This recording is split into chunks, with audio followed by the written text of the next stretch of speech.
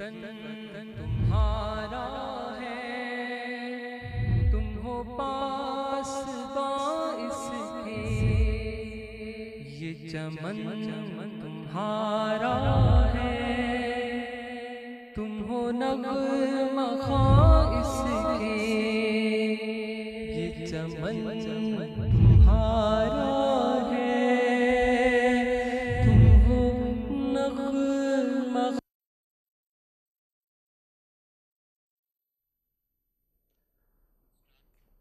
بسم اللہ الرحمن الرحیم. السلام علیکم ورحمۃ اللہ وبرکاتہ. ناظرین، پروگرام میرا پاکستان کے ساتھ میں ہوں آپ کا میزبان فردوس جمال. ناظرین، میرا پاکستان جو کہ آپ کا پاکستان ہے اور ہم سب کا پاکستان ہے، اس پاکستان کو معرض وجود میں آنے سے لے کر اب تک 70 سال کا طویل دورانیہ گزر چکا. ایک صبر آزما سفر ہم نے طے کیا، لیکن اس سارے دورانیے میں 70 سالوں کے عرصے میں اس پاکستان کی جغرافیائی تکمیل جو کہ کشمیر کے حصول سے ممکن تھی وہ نہ ہو سکی، اور اس کی نظریاتی تکمیل جو کہ شریعت کے نفاذ سے مشروط تھی وہ بھی نہ ہو سکی. لہذا 70 سال کے اس سفر میں آج ہم جس پڑاؤ میں کھڑے ہیں وہاں پاکستان جو ایک تجربہ گاہ کے طور پہ ہم نے حاصل کی تھی، جہاں پہ ہم کھل کے اسلامی تعلیمات کو پریکٹس کر سکیں، تجربہ کر سکیں، وہ نہیں ہو سکا. آج بھی ہمارے ایشوز، ہمارے مسائل جن کو لے کر ہم کھڑے ہیں، سڑکوں پہ ہیں، وہ یہی ہے. کہیں حجاب کا مسئلہ ہے، کہیں توہین رسالت کا مسئلہ ہے. آج کے دن صبح ہماری عدالت عالیہ نے، عدالت عظمیٰ نے، سپریم کورٹ نے آسیہ مسیح کو رہا کر دیا، ان کو بری کر دیا. ان کو بری کرنے کے بعد پاکستان کی جو عوام ہے، مسلمانان پاکستان، ان کے جذبات مجروح ہوئے ہیں، وہ کبیدہ خاطر ہے. مستزاد یہ کہ ان کی آواز، ان کے جذبات میڈیا پہ نہیں آ رہے ہیں، میڈیا پہ ایک سنسرشپ ہے. اور اسی طرح بہت ساری جگہوں سے یہ اطلاعات بھی ہے کہ موبائل فونز بھی بند کیے گئے ہیں، سیکیورٹی ہائی الرٹ ہے. تو اس طرح کے حالات پاکستان میں اس وقت موجود ہیں. آج کے اس پروگرام میں ہم کوشش کریں گے، وصال ٹی وی چونکہ اسی پہ خصوصی پروگرام کر رہا ہے، کہ اس فیصلے کو ہم دیکھنے کی کوشش کریں گے کہ آسیہ مسیح کیس کیا ہے. کیونکہ پاکستان میں بہت بڑی تعداد لوگوں کی ایسی ہے کہ جو جانتے نہیں ہیں کہ یہ کیس کیا ہے، کب شروع ہوا، کیسے ہوا، اس میں کیا کچھ ہوتا رہا. ایک تو اس کیس پہ ہم بات کریں گے، یہ کیس کیا ہے. پھر سپریم کورٹ کا فیصلہ، اس کا ایک ہم جائزہ لیں گے کہ اس فیصلے میں کیا کیا چیزیں ہیں، یا ہمارے جو پینل میں بیٹھے ہوئے ان دوستوں سے ہم جاننے کی کوشش کریں گے اس میں کچھ تضادات ہیں یا نہیں ہیں، کیا وہ فیصلہ صحیح ہے، غلط ہے. جو بھی ہو، چونکہ انہوں نے فیصلے کو پڑھا ہے، اس پہ بھی بات کریں گے. اور اس کے بعد عوامی رد عمل کیا ہے، اور عوامی رد عمل اس پہ کیا ہونا چاہیے، اس پہ بھی ہم بات کر لیں گے. اور ساتھ ساتھ دوسرا ہمارا ٹاپک جو کہ پہلے سے ہمارا طے تھا کہ ہم نے اس پہ بات کرنی ہے، لیکن ریسنٹلی آسیہ مسیح کا کیس آیا تو اس کو بھی ہم نے ایڈ کر دیا. ہمارا دوسرا جو ٹاپک تھا وہ حجاب زیر عتاب کیوں. پاکستان ہے، اسلامی ملک ہے، اسلام کے نام پہ بنا ہے. حجاب، آنچل، چادر بہت سارے قربان کر کے ہجرتوں کی گمنام راہوں سے چلتے ہوئے ہماری عزت مآب مائیں بہنیں اس راستے میں قربانیاں دیتے ہوئے ہم پاکستان اس لیے پہنچے تھے کہ ہمارے حجاب محفوظ ہوں گے، ہماری چادریں محفوظ ہوں گی. لیکن پاکستان میں حجاب محفوظ نہیں ہے. کہیں تو ہمارے ہاں ایسا ہوتا رہا کہ سڑکوں پہ میرا جسم میری مرضی کے جلوس نکلے، اور کہیں ایسا ہوتا رہا کہ خاتون اول کے اس لباس کو، اس کے برقعے کو، اس کے حجاب کو طنز اور تنقید کا نشانہ بنایا گیا. اور ریسنٹلی ہماری ایک بہن جو کہ لاہور میں UMT کی طالبہ تھی، انہیں ایک ڈیبیٹ پروگرام میں WHO نے اسلام آباد انوائٹ کیا. 4.5 گھنٹے کا سفر کر کے وہ اسلام آباد پہنچتی ہے. اس کے بعد صرف اس کے حجاب کی وجہ سے اس کو اس پروگرام سے آؤٹ کیا جاتا ہے، ان کی تذلیل کی جاتی ہے، اس کی تضحیک کی جاتی ہے، اس کو دھتکارا جاتا ہے، اس کو واپس کیا جاتا ہے. تو پاکستان جیسے ملک میں جو اسلام کے نام پہ معرض وجود میں آیا، ایسا کیوں ہوتا ہے، اس پہ بھی ہم بات کریں گے. تو پینل میں گفتگو کرنے کے لیے دونوں ٹاپک کے اوپر ہمارے ساتھ موجود ہیں. اسٹوڈیو میں میرے مہمان ہیں تحریک انصاف اوورسیز کے رہنما ہیں جہانزیب منہاج صاحب. خوش آمدید سر آپ کو. اور اسی طرح دوسرے مذہبی اسکالر ہیں، تجزیہ کار ہیں، کالمسٹ ہیں، غلام نبی مدنی صاحب. سر آپ کو بھی خوش آمدید. اور اسی طرح فون کالز پہ ہمارے ساتھ ہوں گی فروہ منیر صاحبہ، جو طالبہ ہیں، جو متاثرہ ہیں اس سارے حجاب کے مسئلے میں، ان سے ہم رائے لیں گے ان کی کہ کیا ہوا تھا ان کے ساتھ، اور اسی طرح ان سے یہ بھی جاننے کی کوشش کریں گے کہ اتنی باصلاحیت سے طالبہ جن کے پاس مختلف انسٹیٹیوٹ کے جو ہے وہ ہیں اسناد ان کے پاس موجود ہیں، اور اسی طرح مختلف جگہوں پہ وہ ڈیبیٹ پروگرامز میں جا چکی ہیں، ان کے پاس صلاحیتیں ہیں، قابلیتیں ہیں، اس کے باوجود ان کو کیوں ریجیکٹ کیا گیا، ان سے بات کریں گے۔ اسی طرح ہمارے ساتھ حجاب کے ٹاپک پہ گفتگو کرنے کے لیے فون کالز پہ ہوں گی جماعت اسلامی کی جو رہنما ہے خواتین کی عائشہ سعید صاحبہ، سابق رکن اسمبلی بھی ہیں، ان سے بھی ہم بات کر لیں گے۔ اسی طرح مظہر جاوید ایڈوکیٹ صاحب ہیں، ان سے بات کریں گے اس فیصلے کے اوپر۔ تو ہم بات کو شروع کرتے ہیں۔ جناب جہان زیب منہاج صاحب، آج کا فیصلہ کس نظر سے آپ دیکھتے ہیں اس فیصلے کو؟ لیکن سب سے پہلے تو یہ بات یہاں پہ اس فورم پہ یہ کہہ دینا بڑا ضروری ہے کہ میں بحیثیت مسلمان میرا یہ عقیدہ اور میں جس گھر میں پیدا ہوا یہ میرا عقیدہ ہے، کیونکہ ہم ایک ایسے پاکستان میں رہتے ہیں یہاں پہ کبھی بھی کوئی بھی گمنام گولی ہمارا مقدر بن سکتی ہے۔ تو الحمدللہ میں ان لوگوں میں سے ہوں جو خاتم النبیین حضرت محمد صلی اللہ علیہ وسلم کو آخری نبی سمجھتے ہیں، اور میرا عقیدہ اور میرا ایمان یہ ہے۔ اب آتے ہیں جی آسیہ مسیح کیس پہ۔ اگر آپ کو یاد ہو تو جب یہ کیس شروع ہوا، سلمان تحصیر اس کیس میں انوالو ہوئے، تو اس وقت آسیہ مسیح کیس کو ہائپ ملی، اور اس کے بعد سلمان تحصیر کا مرڈر ہوا اسی پاکستان میں، اور 9 سال کیس چلنے کے بعد ماتحت عدالتوں نے سزائے موت برقرار رکھی، اور آج پاکستان کی اعلیٰ ترین عدلیہ نے اسے آزاد کر دیا۔ بحیثیت کیس اس میں ہماری جو خامی بحیثیت قوم جو رہی ہے کہ ہم ایک بے ہنگم ہجوم ہیں 22 کروڑ کا، ہم مطلب کی بات نہیں کرتے، ہم کوئی ایسی بات نہیں کرتے جس سے ہم کچھ حاصل کر سکیں۔ آج پورے ملک کو تو ہم نے بند کیا ہوا ہے، لیکن پورے ملک میں کوئی ایسی کمیٹیاں نہیں بنی، ایسے وکلا کو گٹھا نہیں کیا گیا کہ جو سپریم کورٹ میں جا کے اس چیز کو ثابت کر دے کہ اس نے یہ توہین رسالت کی ہوئی ہے، کیونکہ عدالتیں جذبات پہ فیصلے نہیں کرتیں، عدالتیں جو ہیں وہ حقائق پہ فیصلے کرتی ہیں، اور بدقسمتی سے ہمارے علماء جو ہیں وہ وہاں پہ حقائق پیش کرنے میں ناکام رہے۔ سر ادھر ایک سوال میرا آپ سے یہ ہوگا کہ جو نیچے کی 2 عدالتیں تھیں، ہائی کورٹ نے برقرار رکھا، سیشن کورٹ نے فیصلہ کیا، ان کے 2 فیصلے حقائق پر تھے یا سپریم کورٹ کا فیصلہ حقائق پر ہے؟ چونکہ دونوں فیصلے کو اگر ہم حقائق پہ مانیں تو ظاہر ہے ان کے درمیان تضاد پائے گا۔ ابھی پچھلے دنوں پاکستان میں ایک بہت بڑا کیس سامنے آیا جس کی بنیاد پہ سابق وزیر اعظم میاں محمد نواز شریف کو نااہل کر دیا گیا۔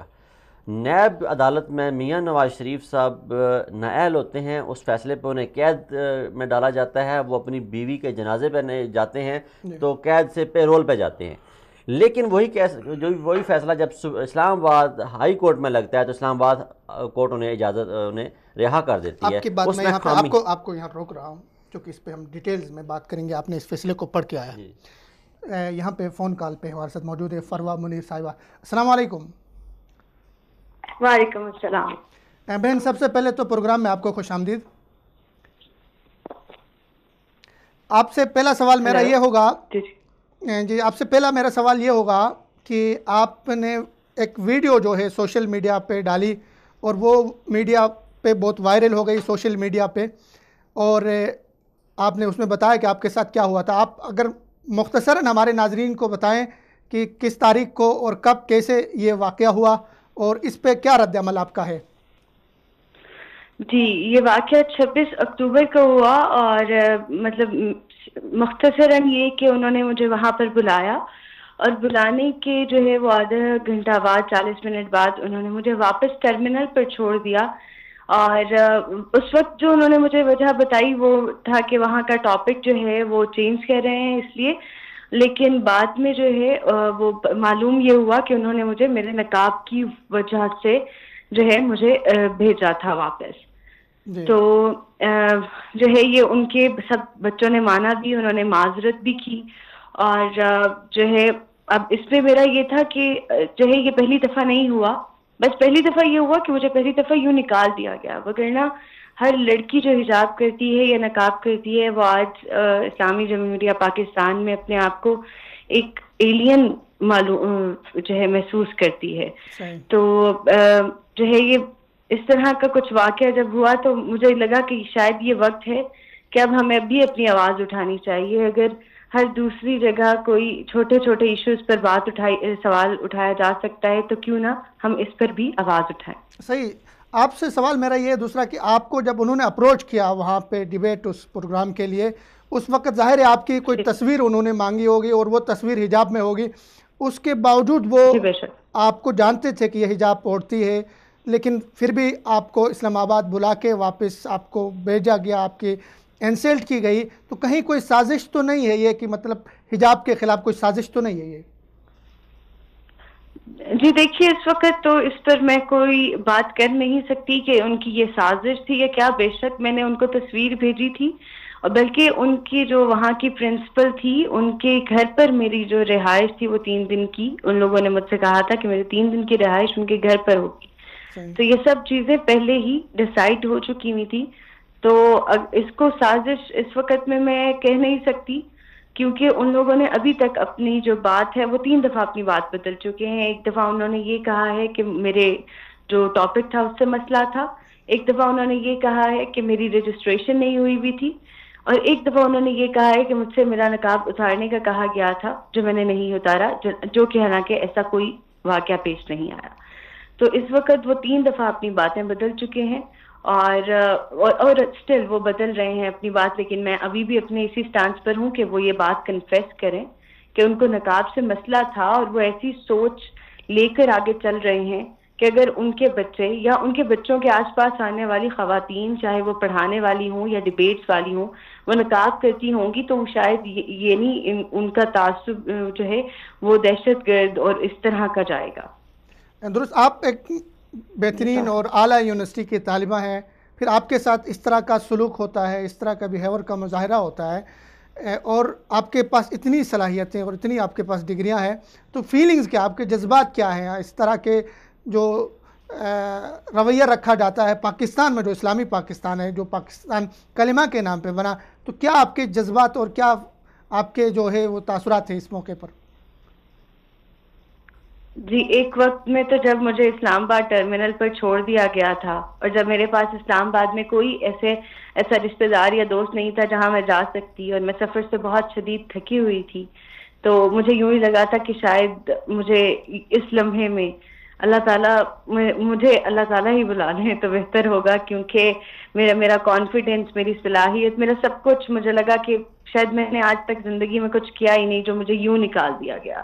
شاید ایسا سلوک کوئی اپنے گھر کے ملازمین سے بھی نہیں کرتا ہوگا، شاید ایسا سلوک کوئی اپنے پالتو جانور سے بھی نہیں کرتا ہوگا کہ اس کو ایسے جو ہے ذلیل کر دیا جائے، رسوا کر کے بھیج دیا جائے. اور میں اس وقت تو میری بہت جو ہے وہ حالت خراب تھی، مگر الحمدللہ جب میں نے ویڈیو بنائی، مجھے بہت سی لڑکیوں نے جو ہے کانٹیکٹ کیا، انہوں نے بتایا کہ ان کے ساتھ بھی ایسے واقعات ہوئے ہیں، اور وہ مجھے مشورے راہ سمجھ کر وہ چاہتی ہیں کہ ہم یہ کیمپین آگے لے کے جائیں اور لوگوں کو بتائیں کہ نقاب سے ڈرنے کی کوئی وجہ نہیں بنتی. تو اب الحمدللہ میرا کانفیڈنس پہلے سے بھی زیادہ ہو گیا ہے، اور اب تو مجھے لگتا ہے کہ نقاب کے بغیر شاید میری کوئی پہچان نہیں ہے، نقاب ہی میری پہچان. الحمدللہ. آپ اس موقع پہ ہماری ایک ایسی حکومت جو پاکستان میں نئی حکومت ہے جو ریاست مدینہ کی بات کرتی ہے، تو آپ حکمرانوں کو اور دینی جماعتوں کو جو دینی ایشوز کو لے کے آگے بڑھتی ہیں، دین کے نام پہ سیاست بھی کرتی ہیں اور جماعتیں بھی بنتی ہیں، ان کو کیا آپ کا ان سے کیا مطالبہ ہوگا حجاب کے معاملے میں؟ کیونکہ یہ پہلے دفعہ نہیں ہوا ہے، ایسے کئی واقعات ہمارے کالجز، یونیورسٹیز، اداروں میں ہوتے رہے ہیں. اور میرے پاس رپورٹ موجود ہے کہ یہاں پاکستان نرسنگ کونسل نے پچھلے سال اپنے کالجوں میں طالبات پر دوران ڈیوٹی حجاب پہ پابندی لگائی تھی. اس طرح کے بھی واقعات ہوئے، تو اس موقع پہ کیا مطالبہ ہوگا آپ کا ان سے؟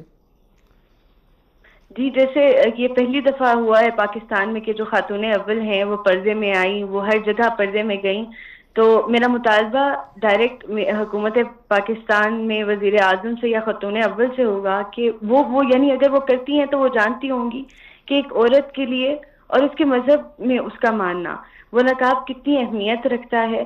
اور اس طرح سے اس کو یعنی کیا اب خاتون اول بھی کہیں LGS یا کسی بھی انسٹیٹیوٹ میں جائیں گی تو کیا یہ ان کو بھی نکال دیں گے؟ میرا حکومت سے، اسلامی جماعتوں سے یہ پوچھنا ہے کہ اتنی یہ بات بڑھ گئی تھی، یہ بات اتنی آگے گئی، مگر اب تک کسی نے کوئی اس پر بات نہیں کی، نہ ہی یہ لوگ، اور یہی لوگ ہماری حکومت کے ہی لوگ ہیں جو ایسے انسٹیٹیوٹس کو چلا رہے ہیں. تو کیا یہ سچ میں چاہتے ہیں کہ یہ سیکولر ریپبلک آف پاکستان بن جائے؟ جب یہ وومن رائٹس کی بات کرتے ہیں، وومن ویلفیئر کی بات کرتے ہیں، تو کیا نقاب والی خواتین یا اپنے مذہب کو لے کر چلنے والی خواتین ان وومن رائٹس میں نہیں آتی؟ میرا سوال یہ ہے کہ ہم نقاب کرنے والیاں کیا سچ میں اتنی گرے پڑی ہیں کہ ہمارے اندر صلاحیت نہیں ہے، یا ہم نے نقاب کر لیے تو ہم کوئی کام نہیں کر سکتے؟ مطلب کیا ہم پاکستانی نہیں ہیں؟ ہم سے ایسا جو ہے وہ رویہ، یعنی آسیہ بی بی پر بھی سب بولتے ہیں، مرزیوں کا کوئی جو ہو، احمدیوں کی کوئی بات ہو تو سب بولتے ہیں. تو اب اگر ہماری اسلامی جمہوریہ پاکستان میں ہم جیسی لڑکیوں کو جو ہے وہ اس طرح نشانہ بنایا جائے تو کوئی کیوں نہیں بولتا؟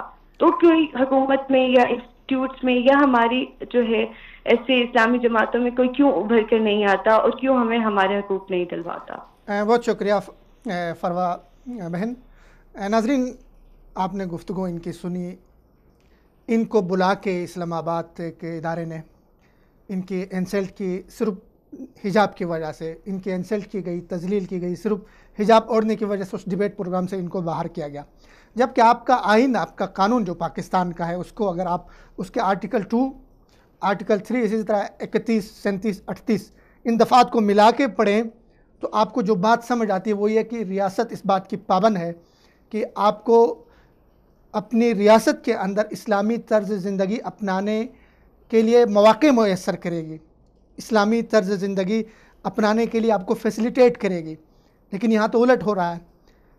پاکستان جو اسلام کے نام پہ بنا تھا، کلمہ طیبہ کے نام پہ بنایا گیا تھا، وہاں حجاب پہ پابندیاں ہیں. وہاں حجاب اوڑھنے والی کو یہ میسیج دیا جاتا ہے، آپ کے پاس جتنی بھی صلاحیت ہو، جتنی بھی آپ کے پاس قابلیت ہو، اگر آپ حجاب اوڑھتی ہیں تو آپ انفٹ ہیں. اس پہ ہمیں آواز بلند کرنی چاہیے، اس پہ ہمیں بات کرنی چاہیے. اس پہ مزید بات ہم کر لیں گے. ہمارے ساتھ پینل پہ موجود ہیں آسیہ سعید صاحبہ، ان سے آگے بات کریں گے. وہ قبل اس کے کہ ان کی طرف میں جاؤں، جہانزیب صاحب سے میں بات کو مکمل کرنے کی درخواست کروں گا. جی، تو یہ آپ پوچھ رہے تھے کہ اس کیس کے بارے میں. تو کیس کا جو آج فیصلہ آیا ہے، آپ نے پڑھا ہے کیس کو مکمل؟ جی، میں نے تقریباً اس کو 57 صفحات کو پڑھا اور اس کو میں نے سمجھنے کی جو کوشش کی. تو میں یہ سمجھنے میں قاصر نہیں رہا باقی لوگوں کی طرح کہ جو ججز تھے جو اس مسند قاضی پہ بیٹھے ہوئے تھے، ججز صاحبان تھے، وہ الحمدللہ شاید مجھ سے زیادہ دیندار ہیں اور مجھ سے زیادہ قرآن اور حدیث کو سمجھنے والے ہیں. آپ کو پھر ایک دفعہ روک رہا ہوتا کہ ہم بات کو مکمل کر لیں اسی پہ یکسوئی کے ساتھ. السلام علیکم. وعلیکم السلام. محترمہ، پروگرام میں خوش آمدید. سوال میرا آپ سے یہ ہے کہ حجاب ہمارا ٹاپک ہے جس سے ہم بات کر رہے تھے. ہماری ایک بہن سے، یہ UMT کی طالبہ تھی، انہیں ایک ڈیبیٹ پروگرام میں WHO نے اسلام آباد بلایا اور صرف اس وجہ سے کہ یہ حجاب اوڑھتی تھی ان کو اس پروگرام سے باہر کیا گیا. تو اس پہ سب سے پہلے میں آپ کا کمنٹ لینا چاہوں گا. بہت شکریہ فردوس جمال صاحب. دیکھیں، سب سے پہلی بات کہ پاکستان اسلامی جمہوریہ پاکستان ہے اور پاکستان دو قومی نظریے کی بنیاد پہ بنا تھا، اور حجاب جو ہے وہ شاعر اللہ ہے، اللہ کی نشانیوں میں سے ہے. تو یہ بالکل اللہ کی نشانیوں کو جھٹلانا ہے، اور یہ ہماری حکومت سے لے کے عوامی پوری کمزوری ہے. حکومت کی ذمہ داری ہے کہ اگر پورے ملک میں کسی بے حجاب خاتون کو، لڑکی کو تنگ نہیں کیا جا رہا، جاب دی جا رہی، تو حجاب والی کو کیوں روکا جا رہا ہے؟ یہ شاعر اللہ میں سے ہے، اور اگر وہ حجاب کرتی ہے وہ پوری قوم کو ایک جو نظریہ پاکستان ہے، جو جس کی بنیاد پر پاکستان بنا تھا، وہ نظریہ اور وہ سوچ دے رہی ہے. تو یہ حکومتی ذمہ داری ہے کہ حکومت اس کو کنٹرول کرے. اور جس نے بھی میں نے آپ سے نام نہیں سنا کہ کس ادارے نے یہ کیا، لیکن اس ادارے کو فوراً حکومت کو نوٹس لے لینا چاہیے اور فوراً اس پہ سینڈ لینا چاہیے کہ کیوں اس طرح ہوا ہے. درست محترمہ. اور حجاب جو ہے فردوس جمال صاحب، آپ کے چینل کے تھرو پوری قوم سے میں کہوں گی کہ ہماری قوم کی بچیاں بہت اچھی ہیں، بہت صالح ہیں، لیکن اگر مجموعی طور پہ ایک ٹرینڈ پیدا ہو گھروں میں بھی، خاندانوں میں بھی اور پوری حکومت کی طرف سے، تو یہ اس وقت کی ضرورت ہے کہ ہم اپنے نسلوں کو، آنے والی نسلوں کو حیا کی طرف لے کے جائیں، حجاب کی طرف لے کے جائیں. اس میں پورے ملک کے لیے خیر ہے، اور انشاءاللہ جس طرح ایک ایک گن کو ہم اپنے ملک سے نکالتے ہیں تو اسی طرح ایک ایک نیکی کو ہم اپنے عادتوں میں ڈالتے ہیں، اپنے کاموں میں ڈالتے ہیں. اور ہر انسان کی یہ کوشش ہوتی ہے، خصوصاً مسلمان کی، کہ میں اپنی زندگی کو نیک سے نیک کر سکوں، اچھے سے اچھا کر سکوں، اللہ کے حکام کی میں تابعداری کر سکوں. درست محترمہ، آپ چونکہ پاکستان میں آپ چونکہ پاکستان میں اس طبقے کی نمائندہ ہیں جن کا یہ نظریہ ہے، جن کا یہ فلسفہ ہے کہ حجاب پاکیزگی اور معاشرے میں حیا کا ضامن ہے، تو کیا جو اس طرح لبرلز جو بات کرتے ہیں کہ پاکستان میں یا کسی بھی جگہ پہ حجاب آگے بڑھنے میں رکاوٹ ہے، اداروں میں حجاب رکاوٹ ہے، اس پہ کیا آپ کمنٹ کرنا چاہیں گے؟ دیکھیے، میں حجاب میں خود رہی ہوں. آپ حجاب میں جو خواتین 2013 سے 2018 کا آپ ریکارڈ اٹھا کے پارلیمنٹ کی میں اس لیے ذکر کر رہی ہوں کہ یہ پاکستان کا سب سے سپیریئر ادارہ ہے، اور اس میں آپ دیکھ لیں کہ آپ کی ٹاپ پر جو خواتین رہیں، ٹاپ 5 خواتین میں، جس میں نعیمہ کشور تھی، جس میں تھی، ہم دونوں حجاب میں تھے. 3 جو خواتین تھیں وہ حجاب میں نہیں تھی اور ہم 2 حجاب میں تھے. تو ہمیشہ ہمیں یہ کہا جاتا تھا کہ آپ کے حجاب نے آپ کو بڑی بچت دی ہے، بڑا تحفظ دیا ہے، اس لیے کہ بہت ساری ایسی چیزیں ہیں جو بہت زیادہ کام کرنے میں رکاوٹ بنتی ہیں. تو ہمارا حجاب جو تھا ہمارے لیے رکاوٹ نہیں تھا، بلکہ ہماری کارکردگی پر جو بحث ہوتی تھی تو وہ یہ ہوتی تھی کہ یہ لوگ چونکہ حجاب میں ہوتی ہیں تو ان کو وہ بہت ساری چیزیں جو ہمیں کرنی ہوتی ہیں وہ ان کو نہیں کرنی ہوتی، ان کا ٹائم وہاں پہ ضائع نہیں ہوتا. اور یہ ایک حقیقت ہے کہ حجاب میں رہتے ہوئے انسان بالکل ایک تحفظ کے ساتھ اپنے ملک کی خدمت بھی کر سکتا ہے، اپنے خاندان کا نام بھی بلند کر سکتا ہے، اپنی قوم کا نام بھی بلند کر سکتا ہے، اور خود بھی بہت بہتر طریقے سے گھر اور خاندان، چونکہ یہ ہر انسان کی ضرورت ہے. ہر انسان اگر ہزاروں کام کر لے لیکن وہ اس کو آنا اپنے گھر ہوتا ہے، تو اگر گھر آپ کا ڈسٹرب ہوتا ہے، گھر میں آپ کی اگر لڑائی جھگڑے ہوتے ہیں، یا دفاتر میں آپ کے لیے لڑائی جھگڑے ہوتے ہیں، یا دفاتر میں آپ کے لیے مسائل ہوتے ہیں، وہاں پہ بھی کام مشکل ہو جاتا ہے. تو یہ اچھا ہے، بہت بہتر ہے کہ انسان ایک حیا کے ساتھ جائے، اور حیا کے ساتھ ہر انسان کو پتا ہوتا ہے. آپ یقین کریں، میں نے بڑی بچپن سے کام شروع کیا، اور جب اللہ تعالیٰ نے مجھ پہ پردہ فرض کیا، میرے والدین نے مجھے نہیں کہا، حالانکہ میرے والدین بہت مذہبی تھے، انہوں نے بچپن سے میری تربیت کی تھی، اور میں نے خود میں ایک پلیئر تھی اور میں بہت آگے جانا چاہتی تھی. لیکن چونکہ پاکستان میں یہ میری بڑی خواہش تھی کہ پاکستان میں پلیئر جو ہیں، فیمیل پلیئر جو ہیں، ان کے لیے ایسا ڈریس کوڈ ہو کہ وہ اب آگے جا سکیں. چونکہ اس وقت نہیں تھا تو میں آگے نہیں جا سکی، اور پھر میں نے کسی کے کہنے پہ بھی نہیں، والدین نے بھی مجھے نہیں منع کیا، لیکن میں اس لیے آگے نہیں گئی کہ میری ایک خواہش تھی دلی کہ میں قوم کی خدمت کروں. الحمدللہ میں نے جو ادارے چیریٹی پہ کھولے ہوئے ہیں اس سے 2007 تک، چونکہ وہاں سوات کے حالات بہت خراب تھے، 2007 تک 2500 لڑکیاں ان جگہوں پہ میں نے اسکول کھولے ہوئے تھے جہاں پہ کوئی لڑکیوں کا اسکول نہیں تھا. ان بچوں کے لیے میں نے اسکول کھولے ہوئے تھے جہاں جو بچیاں گھروں میں کام کرتی تھی. چائلڈ لیبر پہ میں نے کام کیا، میں نے آرفنز پہ کام کیا.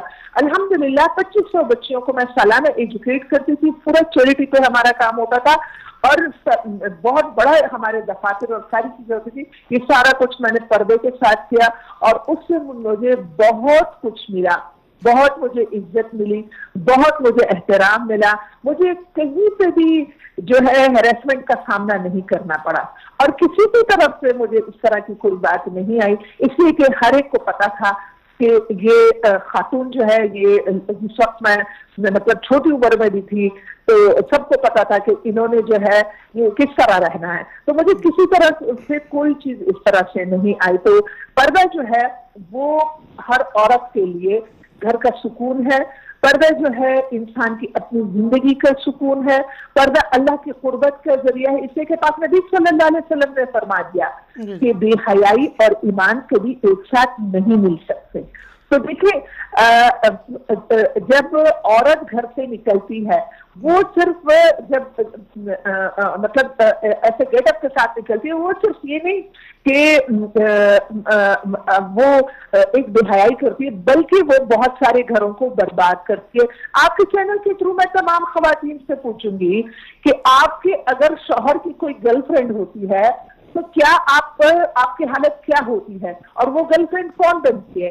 जो उसका शौहर उसको देखता है, उससे मिलता है, ऑटोमेटिकली फिर वो गर्लफ्रेंड बनती है। तो ये एक बहुत बड़ा अलमिया हो गया आज की खातून के लिए कि हर खातून अपने घर में दुखी है, हर मर्द जो है वो भी महफूज नहीं रहा। तो हया जो है, जो अल्लाह ताला का हुक्म है, कुरान में सूरह निसा में अल्लाह ने फरमाया, सूरह अज़ाब में अल्लाह ताला ने फरमाया, सूरह नूर में अल्लाह ताला ने फरमाया, इतनी ताकीद जो अल्लाह ताला ने की, उस रब ने हमें पैदा किया है। और औरत बहुत ही नाजुक, बहुत ही हुस्न अल्लाह ताला ने औरत को दिया है।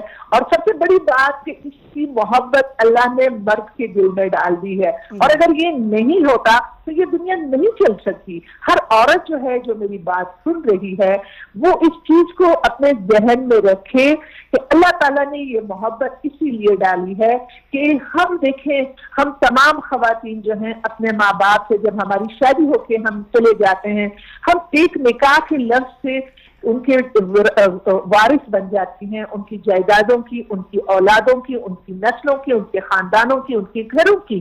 तो ये देखें, अगर हम हिफाजत के साथ, इज्जत के साथ, और एक पर्दा जो अल्लाह ने हुक्म किया, मैं फिरदौस जमाल साहब, ये मैं मतलब ये बात नहीं कर रही, अल्हम्दुलिल्लाह मैंने बहुत सारी वो खवातीन जो हिजाब नहीं लेती, उनमें भी बहुत मैंने हया देखी है। लेकिन अल्लाह का जो हुक्म है, कुरान का जो हुक्म है, वो ये है कि औरत जब घर से निकलेगी तो सच सवर के नहीं निकलेगी, और वो अपने पल्लू को लटका के निकलेगी, और वो अपने आप को कवर करके निकलेगी। ये अल्लाह की कलाम की आयतें हैं। तो फिरदौस जमाल साहब, मैं समझती हूँ कि पर्दा सुकून है, पर्दा खानदानों को जोड़ने का, मोहब्बत का एक बहुत बड़ा जरिया है, और औरत की तहफ़्फ़ुज़ का और औरत की तरक्की का।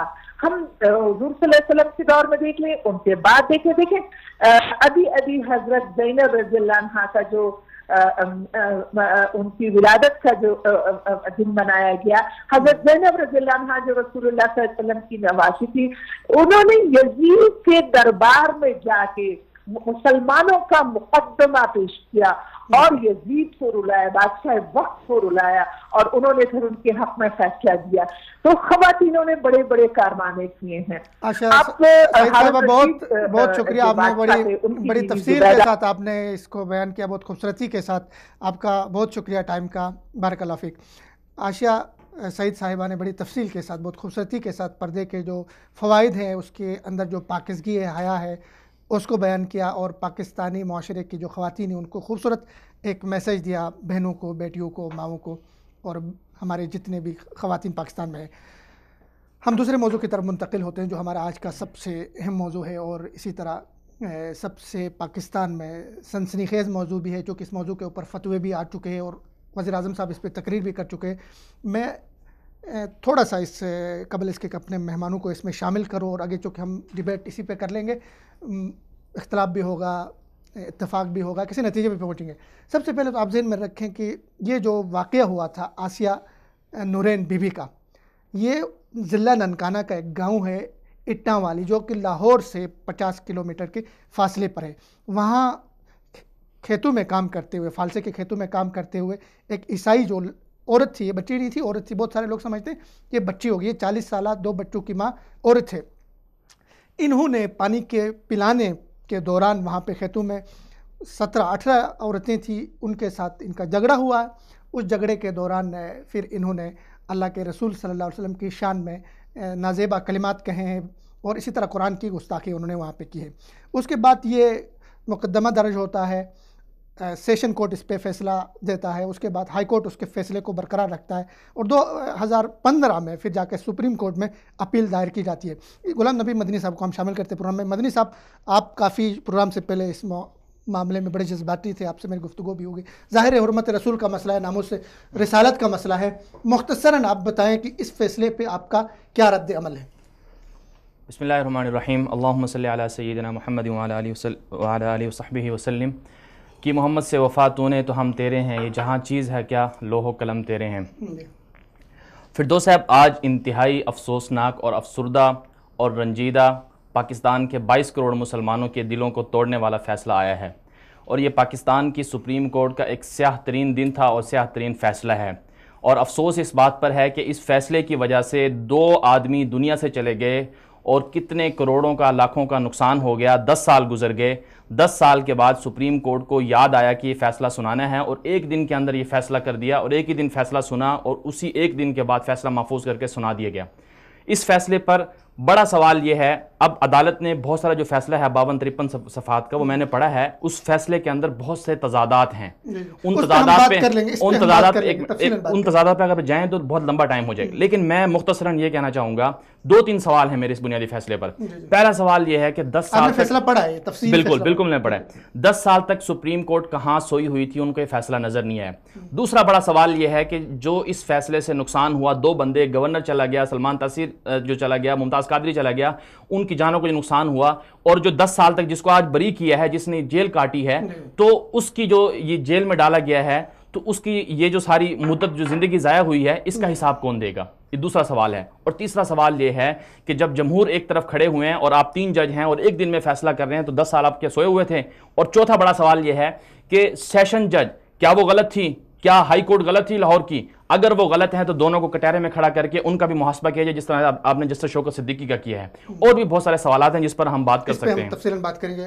جہان صاحب، آپ کا موقف ابھی تک واضح طور پہ میرے سامنے نہیں آیا کہ اس فیصلے پہ آپ فیصلہ صحیح ہوا ہے؟ جی صحیح ہوا ہے، جی فیصلہ صحیح ہوا، فیصلہ قانون اور آئین کے مطابق ہوا، ٹھیک ہوا ہے۔ کیا اس میں آپ اس کے جو بنیادی وہ ہے صحیح ہونے کے آپ کے پاس کیا؟ میں مختصراً سے آپ کو یہ بات بتا دوں کہ یہ کیس جو 14 اکتوبر 2006 کو میرے خیال میں رجسٹرڈ ہوا، 2009 کو رجسٹرڈ ہوا، اور آسیہ بی بی کے خلاف جو ہے یہ انہوں نے بتایا ایف آئی آر میں کہ یہ 14 اکتوبر کا واقعہ ہے جناب والا، اور ہم آج اس کا یہ عدالت میں لے کے آئے ہیں، اور عدالت نے ان میں اس میں مافیا بی بی اور اسما بی بی اور یاسمین بی بی 3 گواہان بنائے گئے کہ ان کے سامنے یہ واقعہ وہ فالسے کے کھیت میں یہ کام کر رہی تھیں، اور مافیا بی بی نے پانی مانگا، اور پانی یہ دینے جب یہ آسیہ بی بی گئی تو اس نے کہا میں ایک ملونہ اور عیسائی عورت کے ہاتھ سے پانی نہیں پیوں گی۔ اس پہ ان کی لڑائی ہو جاتی ہے، پھر قاری صاحب بیچ میں آتے ہیں، اور قاری صاحب ایف آئی آر درج کروانے جاتے ہیں، تو جو ایف آئی آر درج کی جاتی ہے وہ باقاعدہ ایک وکیل کی بنائی ہوئی ایف آئی آر ہے جو آج کے فیصلے میں لکھا ہوا ہے۔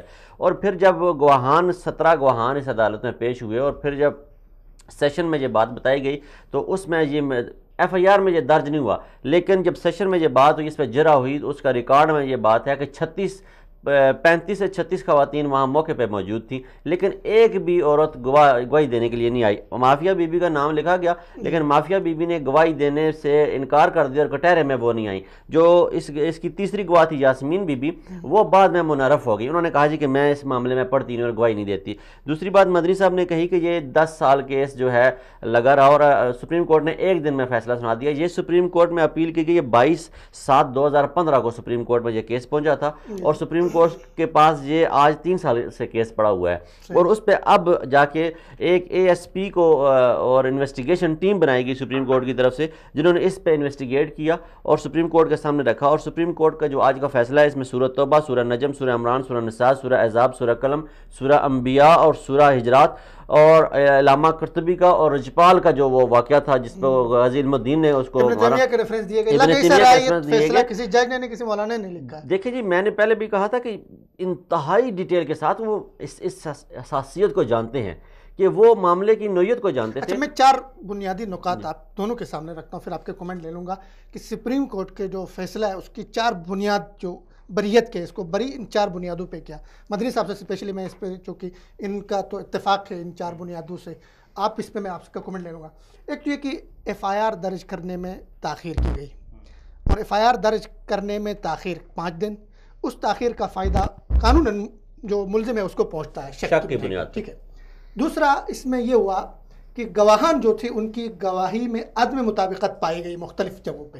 دو. اور تیسرا یہ کہ انہوں نے جو اعتراف کیا تھا، اقرار کیا تھا کہ میں نے توہین رسالت کے ارتکاب کیا ہے، وہ غیر عدالتی فورم پہ انہوں نے اعتراف کیا تھا ایک پنچایت کے سامنے. اور اس پنچایت کو بھی جب بعد میں ان کی تعداد، اس کی جگہ کے بارے میں اتفاق نہیں پایا گیا. کہیں پہ 100 لوگ تھے، کہیں پہ 1000 کی بات کی گئی، کہیں پہ 2000 کی بات کی گئی. پھر چوتھی بات، عدالتوں کی جانب سے آسیہ پر جو لگائے گئے، نچلی جو عدالتوں نے لگائے تھے جو الزامات تھے، ان کی صحت اور ماحول کا جو تناظر تھا وہ مختلف ہو گیا، وہ ایک سا نہیں تھا. ماحول جو چونکہ ایک ماحول ایسا کریٹ کیا گیا، ظاہر ہے اس کو آپ بلاتے ہیں ایک مجموعے کے سامنے جہاں پہ مولانا صاحب بھی ہیں، اس پہ دباؤ بھی ہو سکتا ہے کہ وہ اعتراف کرے، اس کو معاف کر لیں گے. ٹھیک ہے. تو ان 4 بنیادی جو بنیادیں ہیں اس فیصلے کی، اس پہ آپ کیا کمنٹ کریں گے؟ میں یہ کہنا چاہتا ہوں کہ یہ چاروں باتیں جو ہیں، یہ جج جو تینوں حضرات ہیں، ان کی جان بوجھ کر جو توہین رسالت کی مجرمہ ہے ان کی سپورٹ اور ان کی مدد کے لیے انہوں نے جان بوجھ کر کیس کو الجھایا ہے. حالانکہ یہ باتیں واضح اور کلیئر تھیں. پہلی بات، آپ کا پہلا پوائنٹ تھا ایف آئی آر جو ہے 5 دن کی تاخیر سے شروع ہوئی. سوال یہ ہے کہ آپ نے توہین رسالت کے جو واقعات ہوتے ہیں، کیس ہوتے ہیں، ان کی ایف آئی آر کے لیے قانونی سخت بنایا ہوا ہے. آپ نے کہا کہ ایس پی رینک سے کم بندہ جو ہے وہ اس کی تفتیش ہی نہیں کر سکتا. اچھا، پھر اس فیصلے میں تضاد دیکھیں ججوں کا، جسٹس کھوسا کا، تینوں ججوں کا، ثاقب نثار وغیرہ کا. یہ دیکھیں کہ انہوں نے ایک جگہ لکھا ہے کہ 5 دن تاخیر سے شروع ہوئی، لہٰذا شک کا فائدہ مجرم کو پہنچے گا. لیکن دوسری جگہ اسی فیصلے میں لکھتے ہیں، صفحہ نمبر 22 یا 20 کے درمیان میں، یہی جج لکھتے ہیں اس فیصلے میں کہ جو آسیہ مسیح کے خلاف جو وکیل تھے انہوں نے یہ سپریم کورٹ میں یہ اپیل دائر کی. یہ جی، السلام علیکم. وعلیکم السلام ورحمۃ اللہ وبرکاتہ. ایڈوکیٹ صاحب خوش آمدید پروگرام میں. سوال میرا آپ سے یہ کہ آج کے پروگرام کو آپ شاید دیکھ بھی رہے ہوں، ہم اس پہ بات کر رہے ہیں.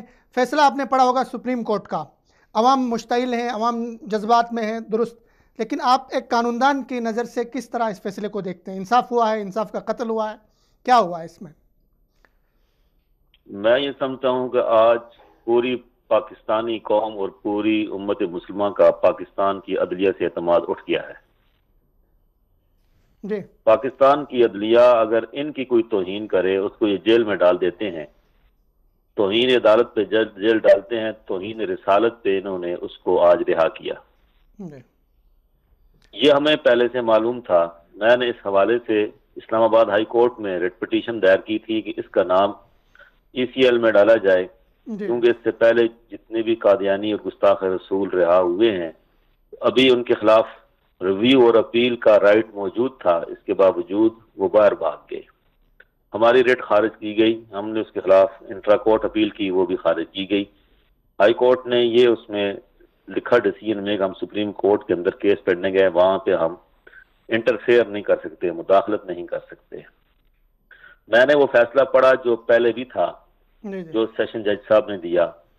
اب سیشن کورٹ نے سزا کو بحال رکھا، ہائی کورٹ نے بحال رکھا. ایویڈنس کی بنیاد پہ سٹرانگ ایویڈنس موجود ہے. جب ایک یہ ملزمہ نہیں ہے، یہ مجرمہ ہے، اب وہ پیٹ کر رہی ہے، کنفیس کر رہی ہے، اس نے خود اعتراف جرم کر لیا کہ میں نے یہ گستاخی کی ہے، اور دن دہاڑے کا واقعہ ہے، اور اس کے اوپر ایویڈنس وہاں پہ موجود ہے، آئی وٹنس موجود ہیں جنہوں نے گواہی دی کہ واقعتاً اس نے یہ گستاخی کی ہے. یہ سارا کچھ ہونے کے باوجود یہ سپریم کورٹ نے اس کو آج بری کر دیا. سر، اور سپریم کورٹ نے، آج سر 31 آپ کو میں اکتوبر روک کا رہا جو ہوں سر دن یہاں تھا پہ، اس کا انتخاب کیا گیا. آپ کو سر روک رہا ہوں. سپریم کورٹ نے اپنے فیصلے میں اس کے اعتراف، چونکہ آپ نے ان کے اعتراف کی بات کی کہ انہوں نے خود اعتراف کیا کہ وہ توہین رسالت کی مرتکب ہو چکی تھی، لیکن سپریم کورٹ لکھتا ہے کہ یہ جو عدالتی اعتراف تھا، عدالت سے باہر کا جو اعتراف تھا، یہ غیر قانونی تھا، قانون میں کی نظر میں اس کی کوئی حیثیت نہیں ہے. اس پہ کیا کہیں گے آپ؟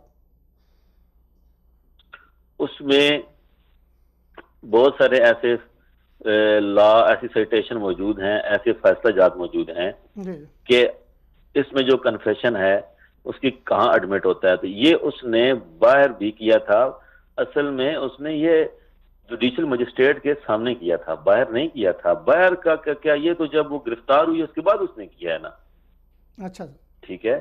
یہ سپریم کورٹ نے جو اپنے فیصلے میں یہ بات لکھی ہے کہ انہوں نے انصاف اور کے تقاضوں کو پورا نہیں کیا اور انہوں نے صحیح بات نہیں لکھی، اس نے جوڈیشل کنفیشن ہے اس کا، باہر نہیں کیا، اس نے پولیس کی موجودگی میں کیا، اس نے جوڈیشل مجسٹریٹ کے سامنے کیا۔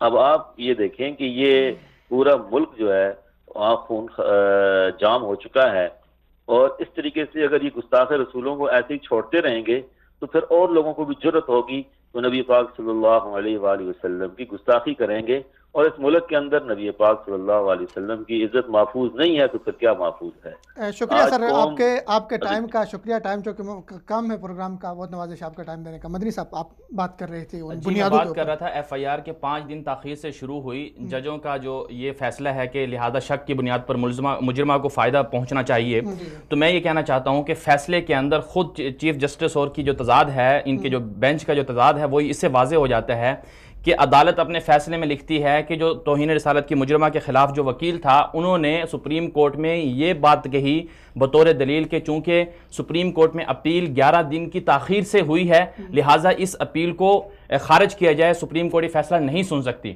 وہاں پر یہ جج کیا کہتے ہیں، ججوں کی بددیانتی واضح ہوتی ہے، جج یہ کہتے ہیں کہ نہیں، ہم اس کو 11 دن بھلے تاخیر سے شروع ہو جائے، قانون یہاں پر بھلے ٹوٹ جائے، ہم پھر بھی مجرمہ کو فائدہ پہنچائیں گے۔ مختصر لفظوں میں، سادہ لفظوں میں یہ کہ ایف آئی آر کی تاخیر میں اس کو شک کا فائدہ دیا گیا، یہ نہیں، غلط ہے، وہاں پہ یہ دیا گیا، لیکن یہاں پر وہ سپریم کورٹ میں تاخیر پہ ملزمہ کو فائدہ دے رہے ہیں، ٹھیک ہے۔ اور ایف آئی آر میں تاخیر کیوں ہوئی، اس کی وجوہات ہیں، آپ نے سخت کر دیا نظام، ایس پی رینک کا بندہ کہاں سے لائیں گے آپ؟ ٹھیک ہے، ایک بات۔ دوسرا آپ کا پوائنٹ تھا کہ جی وہاں پر کہا گیا ہے کہ جی عدالتوں کے بیانات میں تضاد ہے، کہیں پر 100 ہے، گواہوں کے بیانات میں تضاد ہے، کہیں پر 1000، کہیں پر 100۔ بھائی مجھے بتائیں، جلسہ ہوتا ہے، نواز لیگ عمران خان جلسہ کرتے ہیں، جی انہوں نے لاہور میں جلسہ کیا مینار قائد میں، ہاں جی میڈیا والے کیا بتائیں، کوئی کہے گا 10 لاکھ، کوئی کہے گا 5 لاکھ، کوئی کہے گا 50,000۔ بھائی ہر بندہ اپنے، اس نے گنے تھوڑے ہیں کہ بندے اس گھر میں اتنے آئے ہیں۔ لیکن مدنی صاحب انہوں نے جگہ کے حوالے سے بھی کہیں کا بشیر چاچا کے گھر میں ہوا، بھائی یہ ہو سکتا ہے، بھائی عین ممکن ہے کہ ایک جگہ، جب وہ عورتیں ایک ساتھ رہتی ہیں تو ایک وقت میں وہ اس جگہ گئی تو انہوں نے اس کو بتایا بات، دوسری وقت میں دوسرے گھر میں گئی، اس میں جا کے اس کو بات بتایا۔ اچھا تیسری بات آپ کی کیا تھی؟ تیسری بات آپ کی یہ تھی غیر عدالتی اعتراف جو ہے، ہاں غیر عدالتی اعتراف، جو ابھی انہوں نے بھی کہا غیر عدالتی اعتراف۔ بھائی جان آپ کے پاکستان میں، صوبہ بلوچستان میں، صوبہ خیبر پختونخوا میں جرگوں کی اور پنچایت کی آج بھی وہی حیثیت ہے۔ آپ کے جو آرمی چیف ہیں وہ جرگوں میں جاتے ہیں، لوگوں کو مناتے ہیں، جرگوں کی بات مانتے ہیں، قبائلی جرگہ ہوتا ہے، اور آپ اس بات کو نہیں مانتے۔ خود عدالتوں نے کئی فیصلوں میں جو جرگے ہیں، پنچایت، ان کی باتوں کو مانا ہے۔ پھر عدالت کی بددیانتی دیکھیے، عدالت اپنے فیصلے میں 3 جج جسٹس ثاقب نثار اور لکھتے ہیں اپنے فیصلے میں کہ جی انہوں نے یہ باہر اعتراف جرم کیا، لہٰذا ہمارے ہاں اس کی کوئی اہمیت نہیں۔ بھائی آپ کے ہاں 50 بندے یا 100 خود لکھا ہے کہ سینکڑوں بندے موجود تھے مجمع میں، خود لکھا ہے اس فیصلے میں، سینکڑوں بندوں کے سامنے اگر وہ اقرار کر رہی ہے تو آپ وہ نہیں مانتے ہو؟ اچھا یہ باتیں ہو گئی، اور پھر سب سے بڑی بددیانتی جو آج واضح ہوتی ہے اس فیصلے سے کہ غازی علم الدین شہید، جن کے فیصلہ لڑنے کے لیے، وہ مقدمہ لڑنے کے لیے قائد اعظم جاتے ہیں، علامہ اقبال کھڑے ہوتے ہیں، اور یہ چرب اللسان جنہوں نے آج فیصلہ دیا ہے، ان چرب اللسانی کی وجہ سے انہوں نے کہا کہ 20-25 صفحے شہادت، کلمہ شہادت بھی ذکر کر دیا، آسیہ کا نام بھی غلط ذکر کر دیا، قرآن پاک کی آیتیں، حدیثیں، سب کو ذکر کر دیا۔ ہمیں ان چیزوں سے نہ بیوقوف بنایا جائے۔ ہم یہ بات سمجھتے ہیں کہ آج آپ نے غازی علم الدین شہید کے یوم شہادت پر اس فیصلے کے سنانے کی وجہ کیا ہے؟ اور پھر جہانگیر صاحب نے کہا کہ یہ فیصلہ، یہ اپیل جو ہے 2015 میں دائر کی گئی، بالکل 2015 میں یہ اپیل دائر ہوئی، اور وہ غلط طریقے سے دائر ہوئی، اور پھر اس پر کتنے بعد میں 2016 میں سٹے آیا، بینچ ٹوٹ گیا، اور پھر 2018 میں ابھی recently chief justice Saqib Nisar کی جو فرونیت ہے، میں اس کو واضح کہنا چاہتا ہوں کہ انہوں نے بھائی عدالت، یہ سب سے بڑی تو توہین، اگر آپ اتنے ہی سچے ہیں اس مقدمے میں تو آپ نے میڈیا میں پابندی کیوں لگائی ہے؟ آپ اظہار رائے کے سب سے بڑے حامی ہیں، میڈیا اظہار رائے کا آزادی کا علم بردار ہے، پھر آپ نے پابندی کیوں لگائی ہے؟ پابندی اس لیے بھی لگا سکتے ہیں، پابندی لگائی ہے، کسی نوٹیفیکیشن جاری ہوا؟ بالکل نوٹیفیکیشن، کوئی میڈیا نہیں بول رہا اس کے اوپر۔ ایک بات تو یہ سپریم کورٹ، اچھا میں آپ کی طرف آ رہا ہوں، ایک سوال یہ کہ پابندی کی آپ بات کریں، اب میڈیا میں اگر اس طرح چلایا جاتا ہے یہ سارا کچھ، ٹھیک ہے میڈیا پہ ہم تو میڈیا کی آزادی کے قائل ہیں، لیکن ہماری عوام کی جو سوچ ہے، اپروچ ہے، مولانا پیر افضل قادری صاحب کا فتویٰ آیا، بھائی انڈیویجول آرمی کو انہوں نے باقاعدہ طور پہ صرف تحریک لبیک نہیں، تحریک لبیک، آپ پاکستان میں اس وقت دھرنا دینے والے صرف تحریک لبیک نہیں ہیں، وہاں پر دیوبندی ہیں, وہاں پر بریلوی دیگر ہیں جو تحریک لبیک کے ساتھ نہیں ہے, طاہر القادری والے ہیں, پتہ نہیں کتنے لوگ ہیں. کسی نے کہا آپ ایک بندے کی بات مان کر وہ کر رہے ہیں.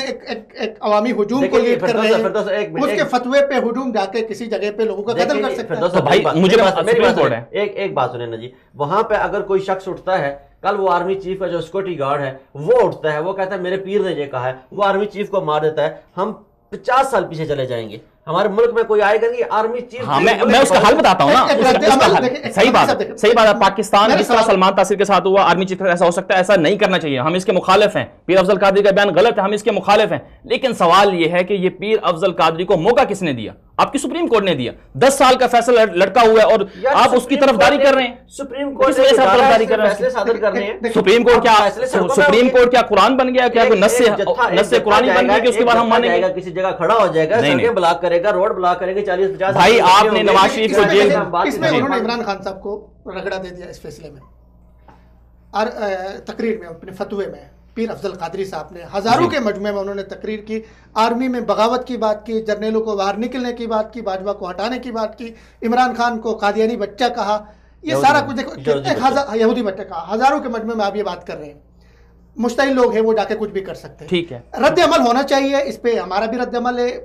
محبت ہمیں اختلاف کا حق ہے, کیونکہ ہماری ریاست قانون آئین ہمیں یہ حق دیتا ہے کہ ہمیں اختلاف کریں, لیکن اس انتہا پہ جا کے رد عمل کرنے. بھائی سوال یہ ہے نا, یہی سوال ہے. افضل قادری نے غلط کیا, تحریک لبیک نے دھرنے غلط دیے, ہم مانتے ہیں, لیکن سوال یہ ہے کہ آپ نے یہ فیصلہ آج کیوں دیا؟ اور آپ نے فیصلے میں جو پوری 2 عدالتیں کہہ چکی ہیں کہ یہ معاملہ غلط ہے, یہ بالکل معاملہ صحیح ہے اور پھانسی ہونی چاہیے, آپ نے کیوں یہ خود آپ نے موقع دیا ان کو؟ میں آپ کی طرف آتا ہوں.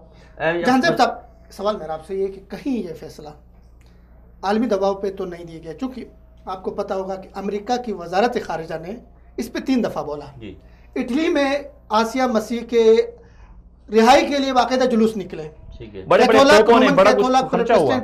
سارے عیسائی فرقوں نے باقاعدہ احتجاج کیے, اپنے خاص رنگ کے وہ لباس پہنے, اور انٹرنیشنلی اس کو اٹھایا گیا. کہیں ایسا تو نہیں ہے انٹرنیشنلی دباؤ آ گیا, اس دباؤ کے نتیجے میں یہ فیصلہ ہوا؟ دیکھیں جی, سب سے پہلی بات تو یہ ہے فردوس صاحب کہ جو بھی مذہب دنیا میں ہے نا جی, انہوں نے اپنی ایک شناخت بنائی ہے. ہم بدقسمتی سے شناخت بنانے میں بھی ناکام رہے, ہمارے اوپر ایک شدت پسندی کی چھاپ لگی ہوئی ہے. دوسری بات یہ ہے کہ اسی پاکستان میں 1990 میں 62 لوگوں پہ توہین رسالت کا قانون لاگو ہوتا ہے, ان کے خلاف FIR درج ہوتی ہے. بعد میں پتہ چلتا ہے جگہ قبضے کا معاملہ تھا. آگے میں 14 اکتوبر کا ذکر کر رہا تھا, یہ آسیہ بی بی کا کیس جو 14 جون کا تھا. 14 اکتوبر 1996 کو ایوب مسیح کے خلاف ایک کیس درج ہوتا ہے. 12 گھر عیسائیوں کے جلا دیے جاتے ہیں, ان کی برادریوں کو وہاں سے نکال دیا جاتا ہے. میں خدا نہ خواستہ نعوذ باللہ میرے ماں باپ میرے بچے قربان نبی پاک صلی اللہ علیہ وسلم کی ذات پہ, میں تب تک مسلمان نہیں ہو سکتا جب نبی پاک حرمت رسول پہ مر مٹنے کا عہدہ نہ کر لوں میں. لیکن میں کوئی آسیہ مسیح کو یہاں پہ ڈیفینڈ کرنے کے لیے نہیں بیٹھا ہوا, میں یہاں پہ ڈیفینڈ کر رہا ہوں تعزیرات پاکستان کو, یہاں پہ میں ڈیفینڈ کر رہا ہوں سپریم کورٹ آف پاکستان کو. مدنی صاحب میرے بھائی ہیں, بڑے محترم ہیں, یہ کہہ رہے ہیں کہ یہاں پہ جو ہے ججوں کی بغض نظر آ رہا ہے, جج جو وہ فرونیت نظر آ رہی ہے. دیکھیں جی, ہم اپنی نسل کو کیا بتانا چاہ رہے ہیں؟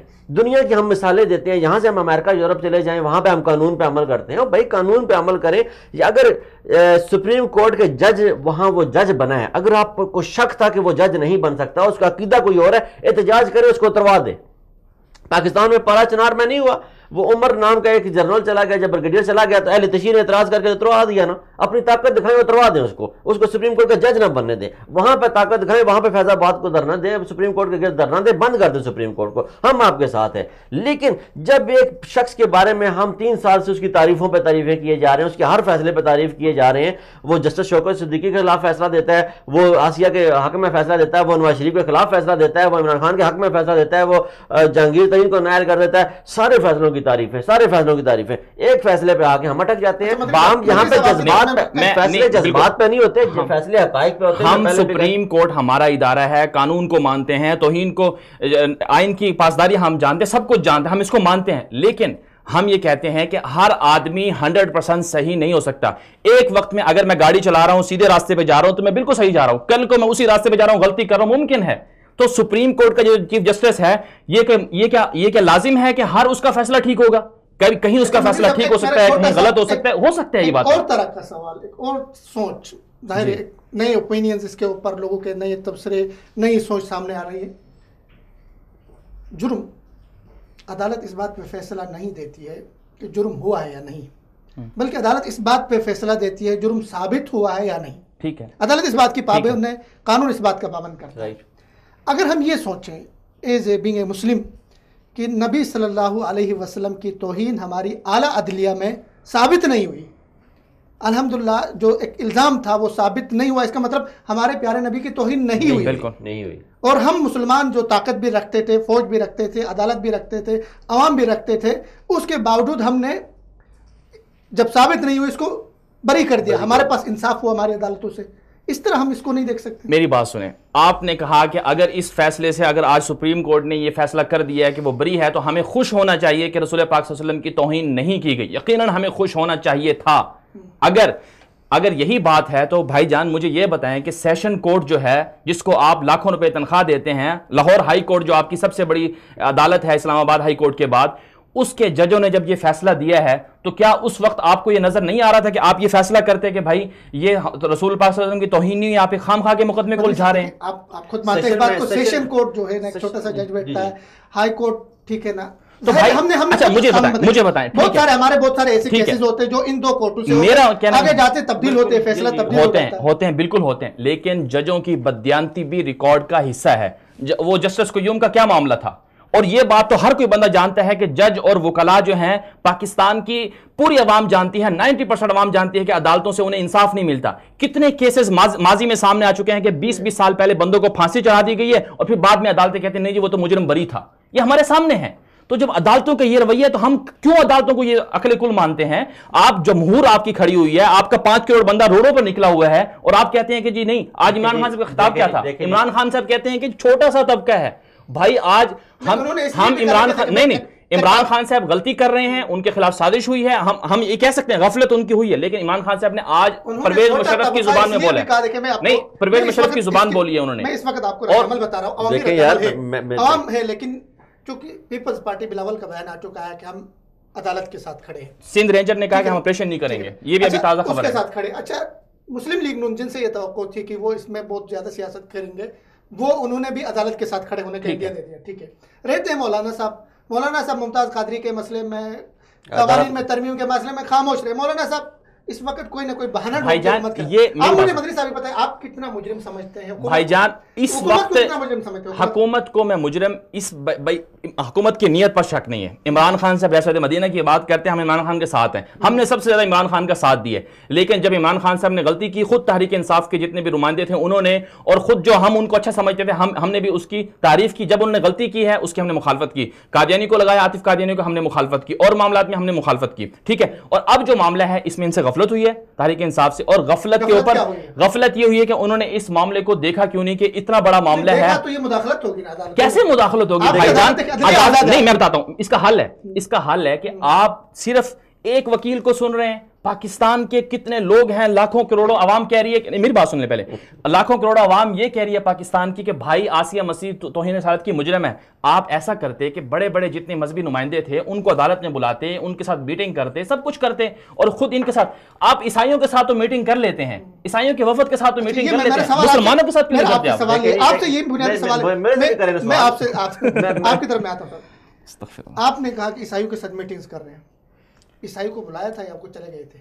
میرا آپ سے یہ سوال ہے بنیادی مدنی صاحب، میں پھر جانزیب صاحب سے میں نے بڑا سخت سوال کرنا ہے.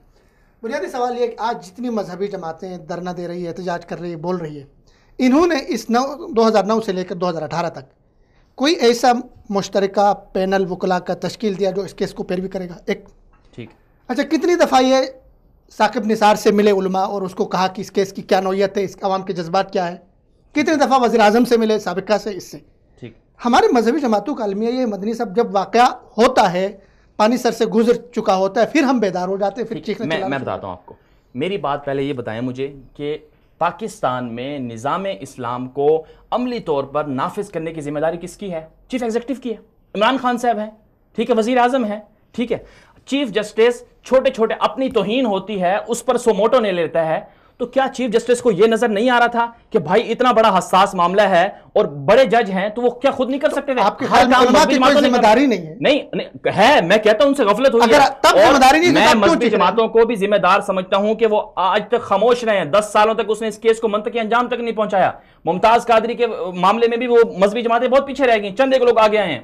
ہم مذہبی جماعتوں کو قصوروار ٹھہراتے ہیں، لیکن صرف ان کے قصوروار ٹھہرانے سے آپ کا وزیر اعظم، آپ کے حکمران، آپ کی بیوروکریسی، آپ کی فوج اور آپ کی عدالتیں، آپ کے سپریم کورٹ، یہ سارے کیسے بری ہو سکتے ہیں؟ بھائی ان سب کی ذمہ داری ہے. جانزیب صاحب، آپ کی حکومت پہ قادیانیت نوازی کا الزام تھا پہلے سے تھا، ٹھیک ہے، اب اس فیصلے کے بعد آپ کی حکومت پہ مزید دباؤ آ رہا ہے، اس کو ابھی جو ہے اسرائیلی ایک جہاز کے آنے کی بھی ایک خبر ہے، اور اس میں یہ بھی ایک بات ہے کہ آسیہ کو اس میں پہلے ہی بھیج دیا گیا ہے. ٹھیک ہے، تو اس سارے تناظر میں کیا کہیں گے آپ کی حکومت دباؤ میں ہوگی، پریشر میں ہوگی؟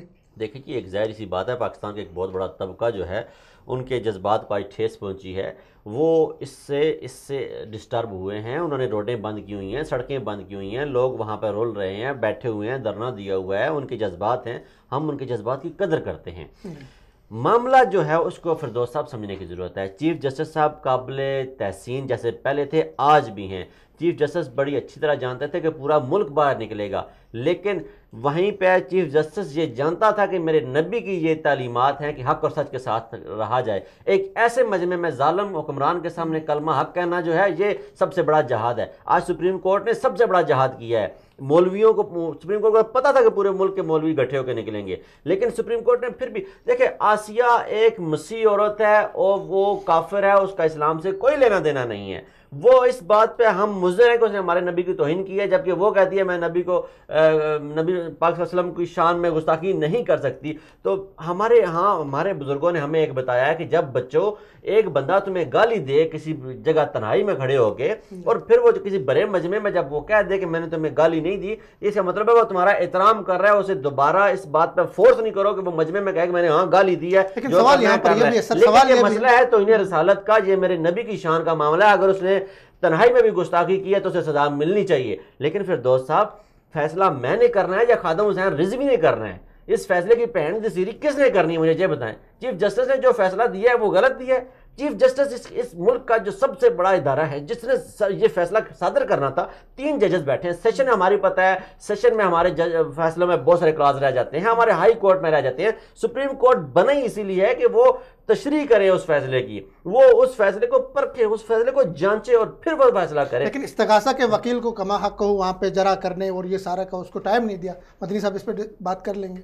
بالکل دیکھیں یہ جہانزیب صاحب جو کہہ رہے ہیں نا کہ سپریم کورٹ کا جو فیصلہ ہے اسے ماننا چاہیے، خادم رضوی فیصلہ نہیں کر سکتے. بات یہ ہے کہ بھائی سپریم کورٹ کا جو جج ہے، سپریم کورٹ کے ثاقب نثار کیا بنائی تھی؟ سپریم کورٹ کس نے بنائی ہے؟ سپریم کورٹ کے جج کو یہ جو ثاقب نثار کو آج پاکستان میں عزت ملی ہے کس نے دی ہے؟ یہ پاکستان کے ان لاکھوں مسلمانوں کی جو قربانیاں تھی پاکستان بنانے میں، کلمہ طیبہ لا الہ الا اللہ کی بنیاد بنانے میں، ان کی قربانیوں کی وجہ سے آج چیف جسٹس جو ہے وہ اتنے بڑے عہدے پر جو ہے فائز ہوا. ٹھیک ہے، اور پھر سوال یہ ہے کہ آپ چیف جسٹس کے ہر فیصلے کو آپ کیسے کہہ سکتے ہیں کہ وہ ہر فیصلے میں ٹھیک ہے؟ اس کے نواز شریف آج تک اس کی ساتھ جو 50 لاکھ وہ کہتے ہیں کہ فیصلہ ٹھیک نہیں ہے. میرے پاکستان کا قانون یہ کہتا ہے کہ جو فیصلہ سپریم کورٹ صادر کرے گی وہی حتمی فیصلہ ہوگا. کس نے کہہ دیا؟ اگر سپریم کورٹ کی عدالت یہ فیصلہ کر دے کہ قرآن و سنت کے خلاف کوئی فیصلہ کرتے ہیں آپ اس کو حتمی مانیں گے؟ وہ کیسے کر سکتے ہیں؟ بھائی یہ غلط ہے. سپرمیسی جو ہے سپرمیسی سب سے اعلیٰ سب سے اعلیٰ عدالت جو ہے وہ اللہ کی ہے. بھائی ہمارے اس معاملے میں جذبات ہیں، ہم اس پہ جذبات رہیں گے. ہم سب کے جذبات ہیں، مسلمان ہیں سارے. سپریم کورٹ ایک فیصلہ کرتی ہے، ٹھیک ہے، اس کے بعد کیا کوئی ایسی اتھارٹی ہے جو اس فیصلے کو اس میں جا کے ہم چیلنج کریں ہمارے آئین کے مطابق؟ بالکل، آئین ہمیں کوئی ریویو ہم نظر ثانی کی اپیل اسی سپریم کورٹ میں کرنا ہے. میں آپ کو بتاتا ہوں، اس سے پہلے ممتاز قادری والے فیصلے پہ سپریم کورٹ کے جج نے جو مستقبل میں جج بننے جا رہے ہیں آصف سعید کھوسا، یہ شامل تھے. انہوں نے وہ فیصلہ دیا کہ ممتاز قادری کو پھانسی دی جائے. اس پر جسٹس میاں نذیر اختر صاحب خود میرے ساتھ پروگرام میں بھی آئے تھے. انہوں نے پٹیشن دائر کی، ریویو کی، درخواست کی، لیکن ان کو صرف اور صرف جو ہے نا چند منٹ دے کے نہیں سنا گیا. پاکستان میں نظر ثانی کی درخواست کی ہے گنجائش، لیکن مجھے یہاں پر اس آسیہ مسیح والے کیس میں بتا دیں، ابھی سپریم کورٹ نے تو اس کو بری کر دیا اور ابھی خبریں بھی یہ ہیں کہ وہ پاکستان میں نہیں ہے، وہ تو باہر چلی گئی ہیں. اگر نظر ثانی کی اپیل دائر ہو جاتی ہے اور اس کا ECL سے نام بھی نکال دیا گیا ہے، ڈالا بھی نہیں گیا، پہلے ڈالا ہوا تھا پھر نکال دیا گیا ہے، اگر نظر ثانی کی اپیل دائر ہو جاتی ہے اور نظر ثانی کی اپیل پر فیصلہ چینج ہو جاتا ہے تو پھر آپ کیسے لائیں گے اس کو؟ مدنی صاحب آپ مجھے اور آپ یہ جواب دے دیں، آپ کہہ رہے باہر جا رہی ہے، نہیں جا کے کیا کرے گی؟ دیکھیں کتنے لوگوں نے ابھی تک فتوے آئے ہیں اس کو مارنے کے، بھائی اس کے سر اڑانے کے فتوے آئے، لوگوں نے انعامات کے اعلانات کیے جو اس کو مارے گا اتنے، بالکل آئے، اس کو تو جانا پڑے گا۔ بھائی جب آپ کی عدالت جب چھوڑے گی، جب آپ کی عدالت فیصلہ نہیں کرے گی، لوگ ہاتھ میں لیں گے نا قانون ہاتھ میں۔ سوال یہ ہے کہ ایک مجرمہ ہے بھائی جان، وہ ایک مجرمہ ہے، آپ کیسے کہہ سکتے ہو مجرمہ نہیں ہے؟ مدنی صاحب یہ عدالت کا کام ہے، یہ 3 بندے کہہ رہے ہیں نا، 3 بندے، 5 کروڑ عوام 10 کروڑ عوام کہہ رہے ہیں کہ نہیں ہے، وہاں کی جو لوگ ہیں سینکڑوں بندے وہ کہہ رہے ہیں کہ مجرم ہے۔ عوام اچھا مجھے یہ بتائیں کہ کیا عدالت فیصلہ غلط نہیں کرتی؟ میری بات سنیں، مجھے بتائیں کیا عدالتوں میں غلط فیصلے نہیں ہوتے؟ پکڑتی ہے عوام سامنے چور پکڑتی ہے، اسے عدالت کے بھیج دیتے ہیں، کیا اسے عوام مارنا جو ہمارے سوال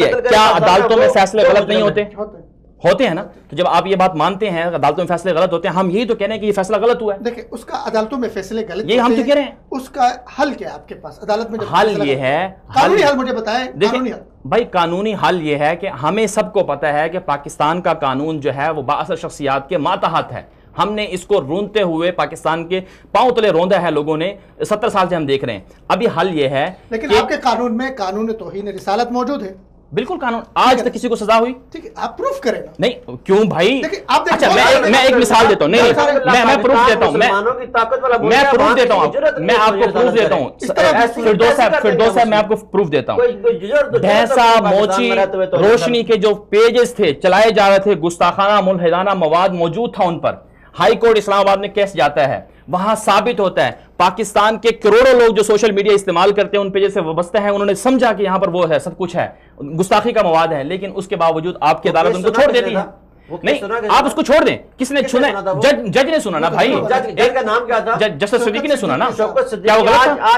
آج شوکت صدیقی کے خلاف جب فیصلہ آتا ہے تو یہ شوکت صدیقی نے ان کو رہا کیا نا۔ ہاں تو آج آپ جو آپ کی عدالت جس عدالت کو آپ پوچھ رہے ہو، جس عدالت کی آپ پرستش کر رہے ہو، جس قانون کو آپ پوچھ رہے ہو، ہم اس کی بات کر رہے ہیں نا۔ آپ کا وہ جج تھا، آپ کا لگایا ہوا تھا نا وہ۔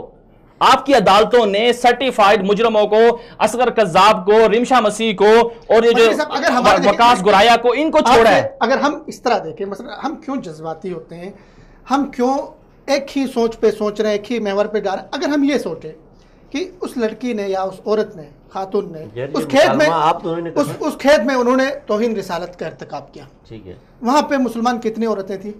17-18 تھی، ان میں سے کسی نے اس کو مارا نہیں، قتل نہیں کیا، نہیں مارا۔ یہ پاکستان کا مثبت چہرہ ہے، اس کو اجاگر کریں کہ ہمارے یہاں پر اقلیتوں پہ کوئی ظلم نہیں ہو رہا۔ سر ایک منٹ، یہاں پہ میں آپ کو تھوڑا سا اس سیاق و سباق سے ہٹ کے جاؤں گا۔ مجھے یہ بتائیں، آپ بھی گاؤں سے تعلق رکھتے ہیں، مدنی صاحب بھی کسی گاؤں سے تعلق رکھتے ہوں گے، میں بھی گاؤں سے تعلق رکھتا ہوں، مجھے یہ بتائیں میرے پاکستان کی گاؤں میں کھیتوں میں کام کرنے والی عورت کے پاس کتنا دین کا نالج ہے کہ وہ وہاں پہ کوئی ایسا کیس ہو جائے جہاں توہین رسالت، بی کلیئر، ویری کلیئر آپ نے بتانا ہے کہ وہاں پہ کون سا ایسا کیس ہو گیا جس میں توہین رسالت ہو گئی؟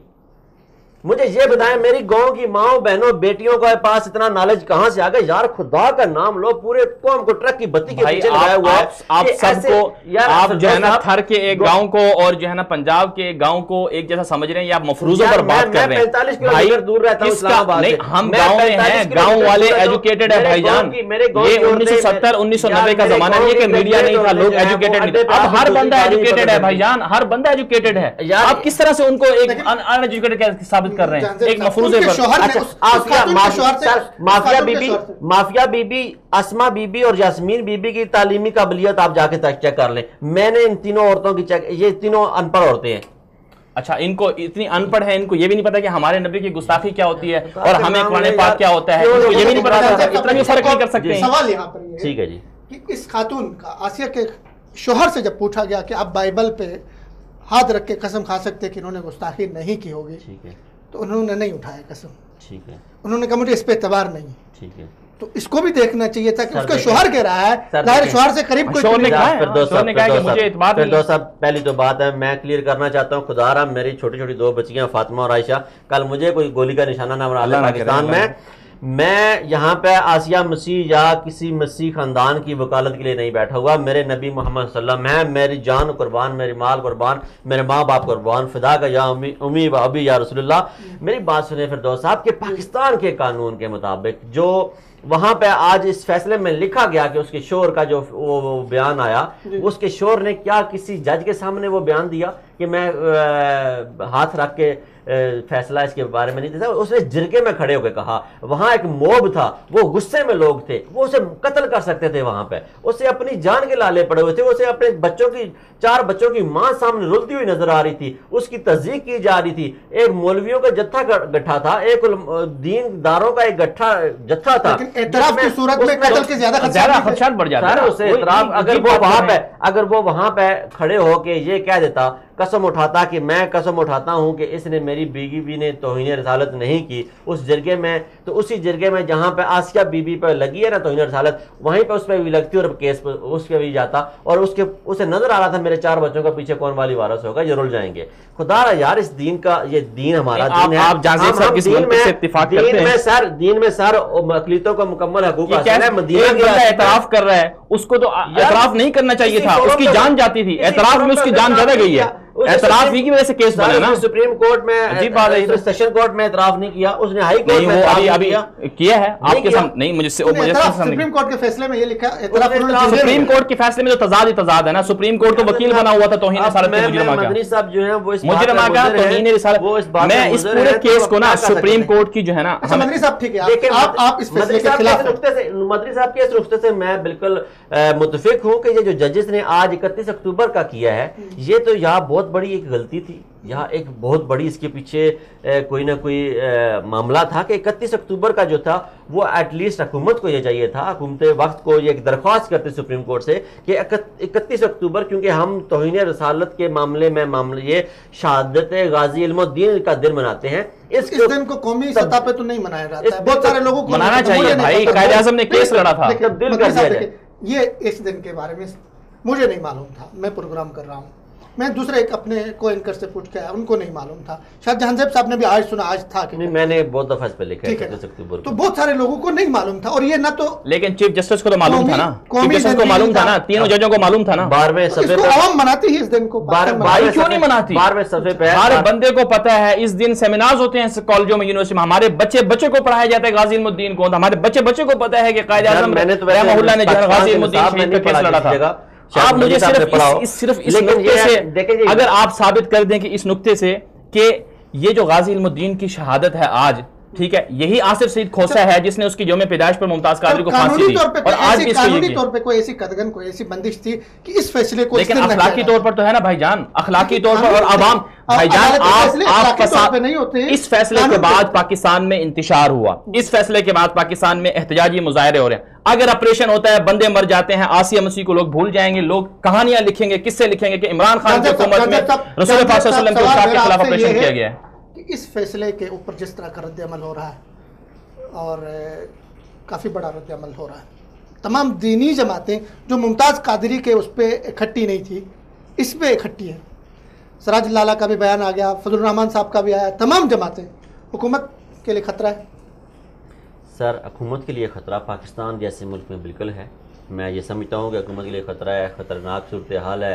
فضل الرحمان صاحب اپنا غصہ نکالیں گے, گو کہ زرداری اور نواز شریف وہ بظاہر تو ساتھ ہوں گے, لیکن اندرون خانہ وہ بھی جڑیں کاٹیں گے عمران خان کی. عمران خان نے سب کے خلاف کیس کھولے ہوئے ہیں, عمران خان نے سب کے خلاف محاذ کھولا ہوا ہے. حکومت کے لیے شدید مشکلات کا شکار ہو جائے گا جب 2 دن 3 دن یہ ملک بند رہے گا, پہ جام ہو جائے گا, تو معیشت کا برا حال ہو جائے گا جس کا آگے ہم سامنا کر رہے ہیں. حکومت کے لیے مشکلات ہوں گی, لیکن میری التجا یہ ہے, میری التجا آپ سے ہے, میری التجا مدنی صاحب سے ہے. آسیہ بی بی جائے بہاڑ میں, اسے قتل کیا جائے, اسے مار دیا جائے, مجھے اس سے کوئی غرض نہیں, لیکن میرے ملک کو, میری بات سنیں سر, مجھے اپنی جان کی پرواہ ہے. میں جس ملک میں رہتا ہوں مجھے وہاں اپنی جان کی پرواہ ہے. مجھے ابھی جو نعرہ تھا فدا کا ابھی یا رسول اللہ وہ کر دیا. دیکھیں اس بات پہ میں قائم ہوں. میں یہ کہہ رہا ہوں کہ آسیہ بی بی کا جو معاملہ ہے, آسیہ بی بی کے معاملے میں مذہبی عناصر نے غلط رنگ دیا ہے.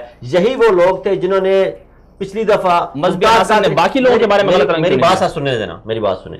ممتاز قادری کے معاملے پہ یہی لوگ تھے جنہوں نے 1,000 روپے لیا. ان کی اوقات یہ ہے 1,000 روپے لے کر یہ دین فروش, یہ دین اپنا بیچ کے نہیں گئے وہاں پہ, ضمیر بیچ کے. کس نے کہا کہ ضمیر اسی فوج کے سامنے, یہ فوج اسی فوج کے سامنے جن کے آج خلاف یہ فتوے دے رہے ہیں, جن کے خلاف آج یہ فتوے دے رہے ہیں, ان سے 1,000 روپے لے کے گھروں میں گئے ہیں, پھر انہی سے پیسے لیے ہیں. اور ISI کی رپورٹ میں یہ ظاہر ہوا ہے کہ انہوں نے پیسے لیے ہیں. یہی لوگ تھے نا جی, انہوں نے دین کو مذاق بنایا. ہمیں فضل الرحمان صاحب نے دین کو آج بچے کے سامنے پاکستان میں مذاق بنا دیا. یار یہ دین ہے, خدا کا دین ہے, اللہ کے نبی کا دین ہے. اللہ کے نبی نے اسے معاف کر دیا جس نے گندی اوجڑیاں پھینکی, ہم مان لیتے ہیں اوجڑیاں پھینکی, اللہ کے نبی نے اسے معاف کر دیا. اور یار اللہ کے بندوں وہ رحمت للعالمین تھے. ایک عورت یہی تو سیکولر کہتے ہیں, یہی تو ملحد کہتے ہیں. یہ غلط بات ہے, یہ قطعاً غلط بات ہے کہ آپ مذہبی طبقے کے رد عمل سے متفق ہیں حالیہ فتوے شتوے شامل کر کے؟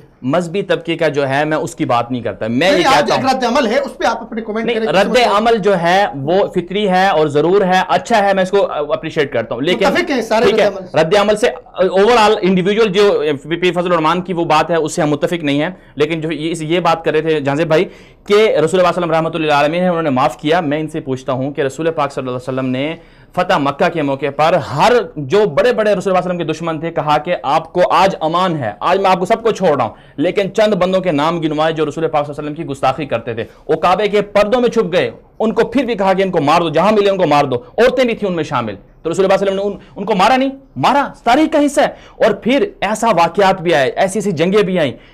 ایک صحابی ہے, بیٹا باپ کے سامنے کھڑا ہوا ہے, باپ سامنے مشرک ہے, بیٹا مسلمان ہے. باپ نے کہا کہ بیٹے نے کہا کہ باپ مان جاؤ, اسلام لے آؤ ورنہ مارے جاؤ گے. اس نے کہا نہیں میں مانتا ہوں, تمہارا رسول غلط ہے, تمہارا دین غلط ہے. اس کی گردن اڑا دی بیٹے نے. یہ واقعات ہوئے ہیں. مدنی صاحب ابھی میں آپ کو اسی تناظر میں کہ وہ معاملہ یہ تھا کہ انہوں نے نبی پاک صلی اللہ علیہ وسلم کی شان میں گستاخیاں کی, انہوں نے نبی پاک صلی اللہ علیہ وسلم کی شان میں گندے گندے غلیظ شعر بکے, انہوں نے نبی پاک صلی اللہ علیہ وسلم کی شان میں نبی پاک صلی اللہ علیہ وسلم کو ہر ایذا پہنچائی. اللہ کے نبی کہنے میں مجبور ہے کہ کون ہے جا کے ان سے بدلہ لے. لیکن یہاں پہ ایک عورت ہے, وہ کہہ رہی ہے کہ میں عدالت میں کھڑے ہو کے ریکارڈ کا حصہ بنتا ہے, وہ کہہ رہی ہے کہ میں اللہ کے نبی کی شان میں گستاخی نہیں کر سکتی. میں چھپے تھے نا اللہ کے نبی, جو کعبے کے پردے میں چھپے تھے نا گستاخ, نہیں جو کعبے کے پردے میں چھپے تھے نا انہوں نے بھی یہی کہا تھا ہمیں چھوڑ دو, ہمیں معافیاں مانگی تھی بھائی جان. اس طرف یہ الگ ڈیبیٹ ہوگی, الگ بحث ہوگی کہ کس وقت توہین رسالت کے مسئلے میں کیا کچھ ہوگا. بہت سارے اس پہ علماء کے فتوے موجود ہیں, کتابیں اس پہ باقاعدہ لکھی گئی ہے کہ کب توہین رسالت کے مجرم کو قتل کیا جائے گا. اب یہ ایک عدالت میں کیس تھا, وہ ثابت نہیں ہو سکا. ججز دیکھو, ججز نے یہ نہیں کہا, دو عدالتوں نے ثابت کیا, دو عدالتوں نے ثابت کیا, پھانسی دینی چاہیے. چھوٹے سے جوہری نقطے کو سمجھے مدنی صاحب, عدالت نے یہ نہیں کہا ہے کہ آسیہ بی بی نے توہین رسالت کا ارتکاب کیا, ہم نے اس کو چھوڑ دیا, یہ نہیں کہا. انہوں نے یہاں پہ یہ لکھا ہے فیصلے میں کہ یہ توہین رسالت کا ارتکاب ثابت نہیں ہو سکا, اس جرم کا ارتکاب. کیوں ثابت نہیں ہو سکا؟ وجوہات لکھی ہے نا, نہیں وجوہات لکھی ہے نا, جسٹس جو 3 رکنی فیصلہ تھا اس نے وجوہات لکھی ہے نا کہ ہمیں شک کا فائدہ ملا ہے, ہمیں یہ جو ہے نا گواہوں پر پچھلے جو 2 عدالتوں کے فیصلے تھے ان پر ہمیں اعتماد نہیں, یہ باتیں لکھی ہیں نا اس نے. میں اس کی بات کی جواب دے چکا ہوں. FIR تاخیر سے کیوں شروع ہوئی, اقبال جرم کیوں نہیں ہوا, اور جی 1000 12,000 15,000 یہ مفروضے ہیں, عدالتیں مفروضوں پر فیصلہ کر رہی ہیں. اچھا یہ فیصلہ ہو چکا, یہ فیصلہ واپس نہیں ہوگا.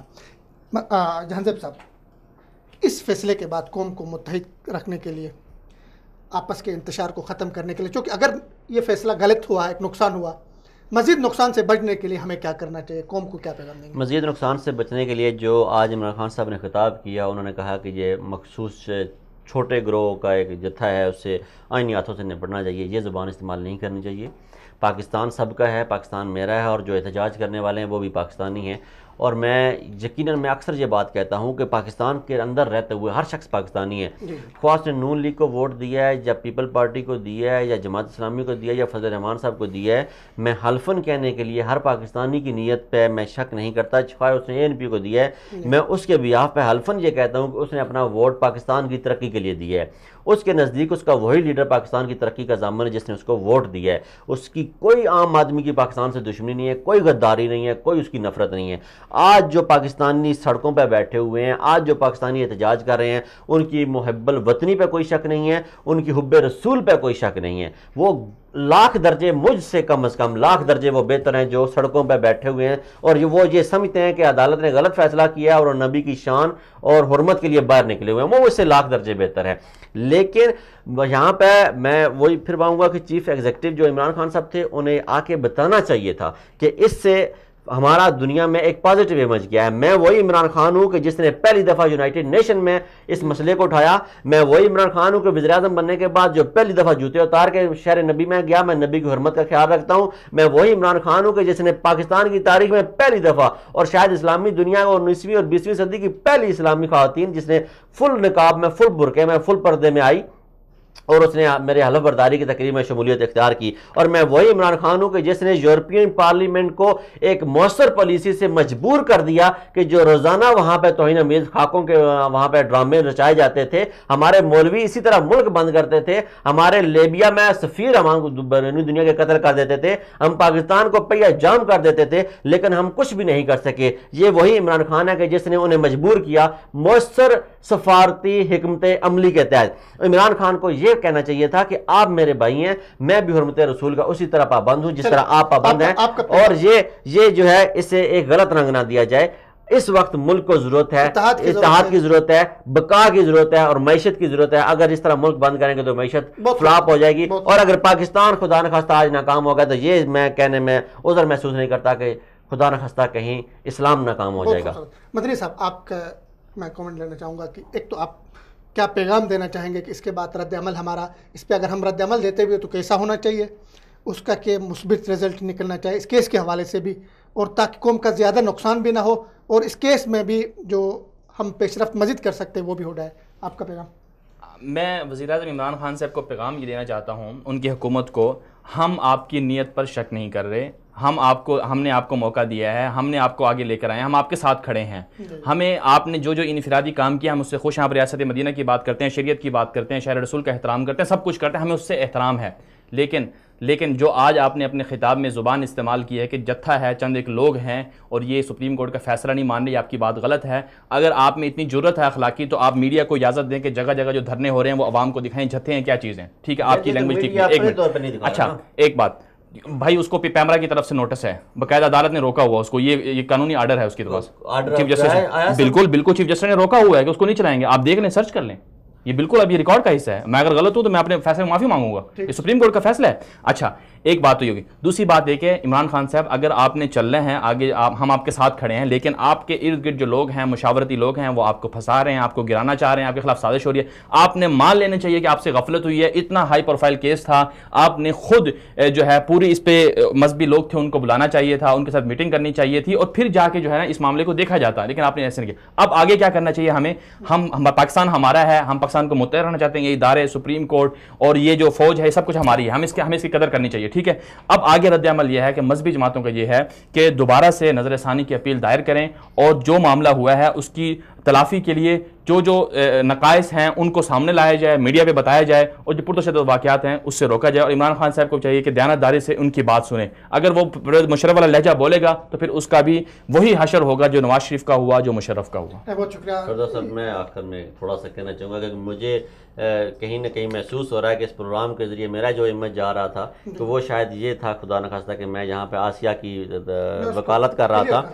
मैं खुदा न खास्ता कोई ऐसी मेरी इंटेंशन नहीं थी कि मैं आसिया को यहाँ पे डिफेंड करूँ या तौहीन रसालत के मामले में मैं खुदा न खास्ता नबी पाक सल्लल्लाहु अलैहि वसल्लम की शान में कोई गुस्ताखी बर्दाश्त कर सकूँ। मैं वो बंदा हूँ कि जिसने सबसे पहले आतिफ मियाँ के मामले पर तहरीक इंसाफ के अंदर रहते हुए एहतजाज किया और रिकॉर्ड करवाया और अल्हम्दुलिल्लाह एक पुरअसर एहतजाज और मेरी सबसे पहले आवाज़ थी और उस आवाज़ पर अल्हम्दुलिल्लाह मैं कहने में उज़र महसूस नहीं करता कि वज़ीर-ए-आज़म पाकिस्तान ने जो है आतिफ मियाँ को वो डिसमिस किया उसके ओहदे से। और अल्हम्दुलिल्लाह बेशुमार मुतअद्दिद मौके पर अल्लाह ने बड़ा एहसान और करम किया और फिर मैं मस्जिद नबवी की तोसी के लिए भी काम कर रहा हूँ और रोज़ाना मेरा वहाँ पे हाज़िरी होती है। और मैं आप तमाम दोस्तों से जो सुनने वाले हैं और जो देखने वाले हैं कि मैं मुसलमान हूँ, मैं मुसलमान हूँ और मैं भी गवाही देता हूँ कि फिरदौस साहब का अपना पॉइंट है, जहांगीर साहब का, जहांगीर साहब पक्के मुसलमान है। मेरा एक पॉइंट ये था कि जो सुप्रीम कोर्ट ने फैसला दिया है वो ठीक है, कानून नूरानी के मुताबिक यही फैसला बनता है। बहुत शुक्रिया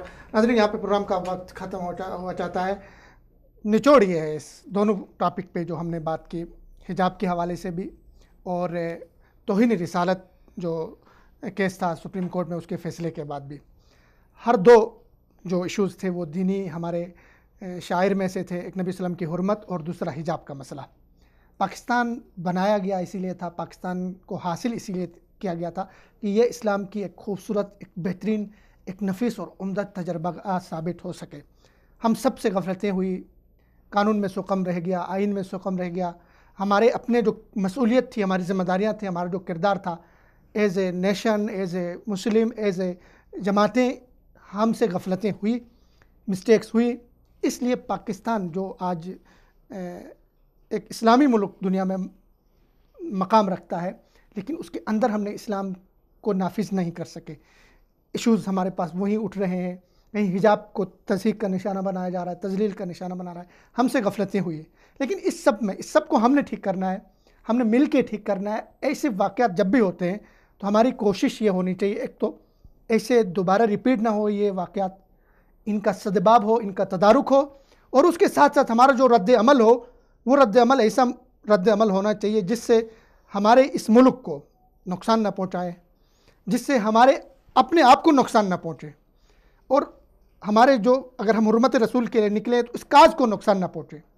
مدنی صاحب نے بہت خوبصورت بات کی، جہان زیب صاحب نے بہت خوبصورت بات کی۔ ان کی باتیں یا میری باتیں آپ کے سامنے ہیں، ہم نے کہیں اختلاف بھی کیا، یہ فیصلے کے حوالے سے تھے۔ اس فیصلے کو ہم نے جس طرح محسوس کیا، اس فیصلے کو جس طرح دیکھا، اس پہ ہم نے اپنا اوپینین دیا، اپنی رائے دی۔ باقی رہی حرمت رسول کا مسئلہ، ایک مسلمان کا ایمان اس وقت تک مکمل نہیں ہوتا ہے جب تک وہ خواجہ یثرب کی حرمت پہ کٹ مرنے کا یقین نہیں کرتا ہے، جذبہ نہیں رکھتا ہے۔ ہم سب مانتے ہیں کہ محمد سے وفا تو نے تو ہم تیرے ہیں، یہ جہاں چیز ہے کیا لوح و قلم تیرے۔ ہمیں اس بات کا بھی احساس ہے، شدت سے احساس ہے کہ مغرب ہمارے اندر سے وہ روح محمدی نکالنے کی کوشش کر رہا ہے۔ ان کا دباؤ بھی وقتاً فوقتاً ہمارے اداروں کے اوپر، ہمارے ملک کے اوپر ہوتا رہتا ہے۔ وہ فاقہ کش کی موت سے ڈرتا نہیں ذرا، روح محمد اس کے بدن سے نکال دو، وہ تو ان کی کوشش ہے۔ لیکن اس نازک صورتحال میں، اس حساس صورتحال میں ہم سب نے اتحاد کا مظاہرہ کرنا ہے، یگانگت کا مظاہرہ کرنا ہے، اور اتحاد کے ساتھ ہی آگے بڑھتے ہوئے، چونکہ اس موقع پہ قوم جاگتی ہے، بیدار ہوتی ہے، اسلامی سوچ والے لوگ بھی آگے اٹھتے ہیں، تو کوشش یہ کرنی ہے کہ ہم نے اس کو مثبت استعمال کرے، اس سے کو ایسا استعمال کرے جس سے ہمارے لیے مستقبل میں اسلام اس دھرتی کے اندر، اس ملک کے اندر محفوظ ہو، اسلام لوگوں کے لیے پریکٹس کرنا آسان ہو، ہم جگ ہنسائی کا سبب نہ بنے، ہلکا پن کا مظاہرہ نہ کریں، ایسے فتوح سے اجتناب کریں جس سے اس کاج کو نقصان پہنچے، ہمارے ملک کو نقصان پہنچائے، ہماری سلامتی کو نقصان پہنچے اور دشمن اس سے فائدہ اٹھائے۔ اس فیصلے کے ذریعے میری جو رائے ہے، دنیا کو ہم نے یہ پیغام دیا ہے کہ پاکستان میں اقلیتیں محفوظ ہیں۔ دنیا جو لیبرلز تھے، سیکولرز تھے، مغربی طاقتیں تھیں جو پاکستان کے حوالے سے فضول قسم کا پروپیگنڈا کر رہی تھی، ہمارے ملک میں جہاں پہ پاکستانی 22 کروڑ پاکستانی ادارے، فوج سب کی موجودگی میں ہم نے ایک اقلیت کے ایک فرد کو عدالت سے بری کر دیا، کیونکہ ہمارا یہ خیال تھا ہماری عدالتوں کا کہ یہ ثابت نہیں ہو سکا۔ تو پاکستان اقلیتوں کے لیے محفوظ ہے۔ پاکستان کے خلاف جو پروپیگنڈے کیے جا رہے ہیں وہ دم توڑ رہے ہیں، اور پاکستان کو اللہ سبحانہ و تعالیٰ قائم رکھے، پاکستان کو سلامت رکھے۔ ہم سب نے اپنا کردار ادا کرنا ہے۔ فرد قائم ربط ملت سے تنہا کچھ نہیں، موج ہے دریا میں بیرون دریا کچھ نہیں۔ سب نے اتحاد کا مظاہرہ کرنا ہے اور حرمت رسول کے لیے جان دینے کے لیے، قربان کرنے کے لیے جذبہ ہم سب رکھتے ہیں، لیکن غلط جگہ پہ جان قربان نہ کریں، غلط جذباتی اس پہ نہ آ جائیں۔ اللہ تعالیٰ آپ سب کو سلامت رکھے۔ پاکستان زندہ باد۔ اللہ حافظ۔ ملتے ہیں اگلے ایک پروگرام میں۔